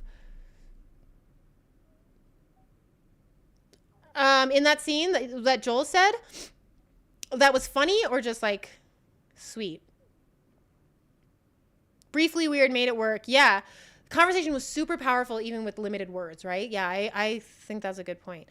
But in the game, I hated that Sam had those moments alone. I hated that he was worried and he stayed up and he didn't have the comfort of being with anyone.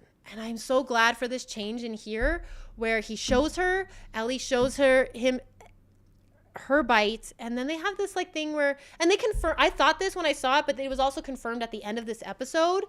Ellie is super desperate to be this like hero that she keeps being told that she is. And so she does what she can to help, because that's all Ellie wants to do, is she wants to be the one that helps people. Like, she doesn't want to see people suffer and die anymore. So it's like, these are her like last ditch effort. Like, please let this work. Of course it's not going to work, but it's one of those things where it was just like, it's so sad. She doesn't want to lose him. So Ellie doesn't give Sam her blood. Nope.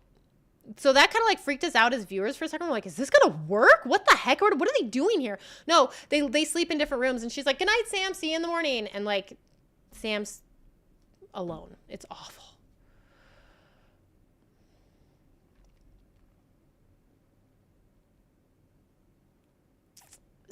Ellie doesn't tell anybody pretty much besides Joel that she's been bit.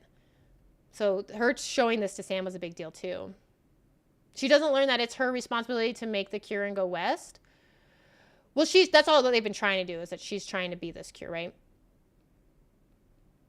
That's what I loved. So she was there for Sam this whole time. And even if Ellie knew that this wasn't going to work, I really love that it at least gave Sam hope, because I would rather Sam lay there, sit there, at least think in his mind, well, maybe I'm not going to turn. Ellie's here with me. Maybe her cure did work. Maybe I'll be okay. I'd much rather those be Sam's last thoughts than I'm going to turn and die alone.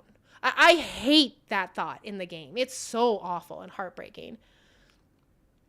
It was heartbreaking kid logic, yeah. But like I said, I love that, like, at least Sam... I don't know. I hate this scene. I can understand the knowledge of vaccines fading out in this world because the cordyceps is literally the focus. That's true, too. Like, how do you even know, like, how it works? I didn't like that the change with Sam revealing as he did, but I love this spurring Ellie and making her take a mission personally. Like, someone has to stop this Yes. And then we get the hug, and I hate these scenes. And I'm just happy that Sam wasn't alone in these moments. Like, he was not alone. I'm getting teary-eyed because I freaking hate this scene so much. So yeah, he wasn't alone. And then she stays with him. And I love this because she probably knows that he's going to turn, but she doesn't care. She'd rather stay with him. And of course, she's got that little protection of, like, he can't really hurt me anyways, but that's still a really brave thing to do. And she stays with him, and he turns. So, I hate these scenes. Yeah, so he changes, which is the same in the show. This whole scene, he jumps on her. I didn't show the scene of him getting shot, obviously. This dynamic here is very similar to the game, but there are some big changes, and I think Henry's part was even more heartbreaking in the game. Usually it's worse in the show that I've seen. I think it was worse in the game at this part. In the game, there's a slight difference. Joel goes for the gun because he's going to protect Ellie, right? Like, he's like, I'll shoot Sam. He goes back into protective mode. He goes to grab the gun to shoot Sam. And then Henry grabs it to hold up to Joel. Like, Sam's still attacking Ellie in the game at this point. He's like, that's my brother. You know, like, you can't shoot him. That's my brother. And then Joel's like, F it. I don't care. And he goes to grab the gun and to shoot Sam anyways, because he's like, fine, shoot me. I'm going to do what I can to save Ellie. And then Henry turns and shoots Sam because he knows if he's infected, there's no going back from that, right? In the game, Sam and Ellie had a hard talk time. What do you think? And Sam and Ellie, dude, I don't, in the game, it's way worse because, like, Ellie doesn't know, right? So she's kind of blunt with Sam and, like, doesn't give him any hope. I actually like with Sam being deaf and mute because, like I was saying, it was like such little words that were used, but super effective conversation. And it kind of leads to this, like, more private moment between Ellie and Sam where Henry and Joel are just outside the room, but they don't hear this conversation. They don't listen in on this conversation because it's literally a conversation in silence. And that moment ends up being a very private, personal conversation. And I really liked that silence there. And it just let that whole scene kind of, like, be. Like, it had this type of... I wasn't worried at any time that Joel or Henry were going to walk in. You know what I mean? It was just, like, happened. It was between these two kids. Joel also makes a motion for the gun in the show. Yes. Like, I could swear he looked in that direction before. So he goes for the gun. Then Henry holds the gun to Joel, and he stops going for the gun, but he's like, fuck it. And then he, like, goes to grab the gun anyways. Then Henry shoots him. But then he has these lines, which I freaking hate in the show, where he's, like, crying. He's like, that's my brother. That's my brother. And I just hated those lines. Oh, my gosh. It's so bad. But then, like, it ends the same way. It had more weight to it. I think so too. I think it, like, happened a little bit faster here. He shoots Sam faster than in the game. And I think that's what it is. Like, it was awful. But then I'm glad they didn't show Henry, like, actually shooting himself. I thought Ellie's reaction. Bella Ramsey's reaction here was really good. And that's all we needed to see. But their story is so tragic. I freaking hate their story so much. More powerful in the game. I think so too. Yeah, I dropped an F-bomb. Yeah, I was quoting them. Emotional scene talks bring emotional bombs. Yeah. This we didn't get in the game at all. So in the game, we get that awful scene. And then it's like, it's fall time. And like, you've traveled so far, so much time has passed. And like, as a viewer, you're always left in this game with like these moments where you're just like, how do I process that? And the game has already processed it. It's already past that. The characters have already processed. You, the player, have not processed it, but time is gone. So it was kind of nice to have this little moment here where it's like, you get to see Joel and Ellie who haven't processed this yet. Like they're working through this and these emotions right now. And I like knowing that they at least got their own graves. I think that was like a nice little like way to remember them. And this little note was so awful. And Joel sees this note from Ellie, and you could tell that Ellie feels responsible for people dying around her. She feels responsible for their deaths. Like, we're going to know that from future stuff, or like past stuff in future episodes. We're going to know that from the DLC. We know that from Sam and Henry. Like, she feels responsible for these people around her, and she feels like she wants to be the person to save them instead. She wants to be the vaccine. She wants to be the cure.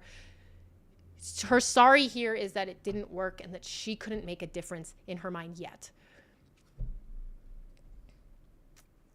What do you disagree with? Let me see. Oh, I think I missed it. And now Ellie's broken, like Joel. I don't know if it's broken or more of a mission to get to where they need to go. Ellie is showing right here that she really, really, really wants to get to the Fireflies and be the cure. What do we need to do to get there? Let's get there. The more time we waste, the more people die. That's kind of how I took it, but she is broken. They're both really hard to watch. Oh, absolutely. Both of the parts are really hard to watch in the show and in the game. I just think the game was even harder. I think the passage of time helps keep you in the shoes of his mental space. Oh, that's a good point, Punished, of like being more like Joel, of like, we have to move on. Both the game and the show versions are hard to watch. I don't think Kat is saying the show. Yeah, I cried during the show too. I'm in no way saying the show wasn't sad. No way. No, it was awful. It was awful. I'm just saying, like, I felt the weight was a little heavier in the game, believe it or not. Henry doesn't have the words. He doesn't need the words. Look at his face. His face tells everything. Oh, absolutely. Absolutely. No. He's breaking down. I'm not, that's not what I'm saying. I'm just saying it was different. It was different, and I felt like the amount of time it took Henry to shoot Sam in the game felt like an eternity to me. And it was because he's like weighing this like awful, awful decision that nobody should have to do. And he does. And I just feel like I did not enjoy that part, but I think that was heavier for me. I think it was more emotional for me when I experienced it that way. But both were awful. Ellie just wants, she's like, let's get down to business. Let's get to work. I want to be a cure. The more time we waste, the more people die. Links, it's not a superhero action show. It's a drama. Yeah, that's a really important thing to remember, guys. I think a lot of people that haven't played the game and stuff that are here that's like, oh, there's so much emotion, all these side stories and like all this stuff. This is not, like, it is a thriller kind of, but it's not. It's a drama. This story is a drama. So if you get yourself in that mindset, I think you'll be a little bit more accepting of all this other like stuff that's happening. The game's version of that scene resolution did feel it did, right? Like, you were so scared. Like, is he gonna shoot Joel? Is he gonna shoot Sam? What is Ellie gonna get bit? Like, there were too many things happening. And even though I don't know, like, I just felt it was just, like I said, it just was more. It was just different. I liked Henry saying it's all your fault because it was obvious he was talking to himself. I think he says that in both the game and the show, doesn't he? Oh yeah, it's a drama. In every episode, someone dies. Yeah, absolutely. And then you get Ellie walking away, like, right? It's like the same when she was wiping her tears away when she had to shoot that man, when she shot Brian. It's the same thing. Like, you see her just like Gotta just wipe the tears away and keep moving forward. And then what I thought was interesting, I didn't catch this when I was watching this, but they did mention it in the post show, the behind the scenes. Joel here is thinking, like, because, you know, like how we talked about the mirroring of these like different partnerships of Henry and Sam kind of mirroring Joel and Ellie. They mentioned that Joel here is like thinking, you know, this is going to be me and Ellie's one in the future. Like, this could easily be me and Ellie, as he's looking at the two grave plots, which I think is an interesting thing, because like all of a sudden now it matters to Joel, right? Like, I never really thought Joel was ever scared to die. He's kind of like Henry in that regard, where it's like all of a sudden now it's mattering more that he at first was like, I need to be there for Tommy, but now it's kind of like colliding with, I need to be there for Ellie. He only said that in the game. Oh, it's a great line. Did he not say it here? It's all your fault. I thought he said it's all your fault in the show. Maybe I'm wrong. Oh, and then what have I done? Yeah. Ellie's going to fall in love with the fungus Sauron at the end. God. The song at the end is so beautiful and sad. Fuel of the Fires. Oh, I'll have to re-listen to that one. I knew it was awfully sad, but I didn't know. This is the last clip I have, guys. So we did it. We got through. This was a long stream. It was a big episode, though. I love Sam and Henry. I really hate. I think this is like very much one of those things where I don't want to relate this to Game of Thrones, but like the world is more important, not important, but the world is a bigger play. It has more control over what happens than just like the people. In that, like, it doesn't matter. Like in Game of Thrones, you got that feeling. It's like, it doesn't matter who's supposed to be the main character. It doesn't matter who you really like. That doesn't protect them in any way. And that you kind of get that feeling with The Last of Us. They aren't easy on you as a viewer. They're not like, hey, we know you love these characters. We made you love them. That's why we did it. They don't like give you the protection of like, you love these characters. You know, they're a favorite. We'll never kill them off. Don't worry. Like, you don't get that protection. And I think that's really important to remember, especially when we go into part 2. It doesn't appear in the TV show. Shame. Yeah, that was good writing. It's all your fault. Yeah. The brutal scene kind of gave me time to try to reprocess with them. I was cool with them adding it. Yes. Oh, the burial scene. Burial scene. If they are implying that he is attached now, how are they going to have the big fight in the near future? I don't think so. Like, again, like, Joel's attached, but he's not like attached, right? Like, you can just tell he's starting to care. I don't think it's anything like, oh, this is my daughter now. And they had that moment, right? Like, where they both were like, he's like, man, your dad's like negative. And they both at the same time, it's like, I'm not her father. Or, you know, and she's like, that's not my dad. Like, at the same time, like, they're both like, nope, we're not connected. So, but they can fight it all they want. They're getting connected, right? No plot armor for these guys? Great. Now I'm worried about Joel. Yeah, exactly. It's like, and I'm not saying it's exactly like Game of Thrones, but that's how this world is, and it's a harsh world. And I think that's important for us to keep remembering, like, keep like showing us that, like, this is a harsh world. Ed Stark, right? All right, guys. Well, thanks for hanging out with me. Thanks for chatting. Thanks for being here for my experiment of the Twitch stuff too. Well, let's see if we can work out some kinks and see if we can make it working in the future. I don't know. But yeah, great episode. Sad episode. We all knew it was going to be sad, but my only complaint so far for this entire series is that little girl's jump. The little clickers jump. I didn't like it. That's my only complaint so far. So overall, the show's doing really well in my eyes. In the game, when you lose Tess, it's like, yo, right? Like, what? Why did we lose her? I thought she was going to be an important part in this. Do you think The Last of Us Part 3 will be sooner than the TV show will end season?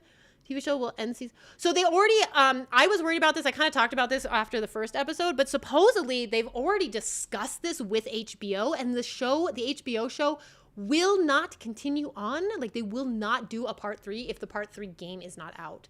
Like, they will let Naughty Dog complete and write that story before HBO decides to massacre it. So that's already like kind of like we're good. It was fun. Kind of figured this could go long. We knew, yeah, thanks for hanging out and chatting with me, guys. I feel a bit more positive about it, having heard everyone else's thoughts. That's good. I'm glad. For season 2, yeah. For season 2, season 2 will be, I'm hoping season 2, I think part 2 is going to have to be 2 seasons. I cannot picture them like squishing part 2 into 1 season. There's just no way.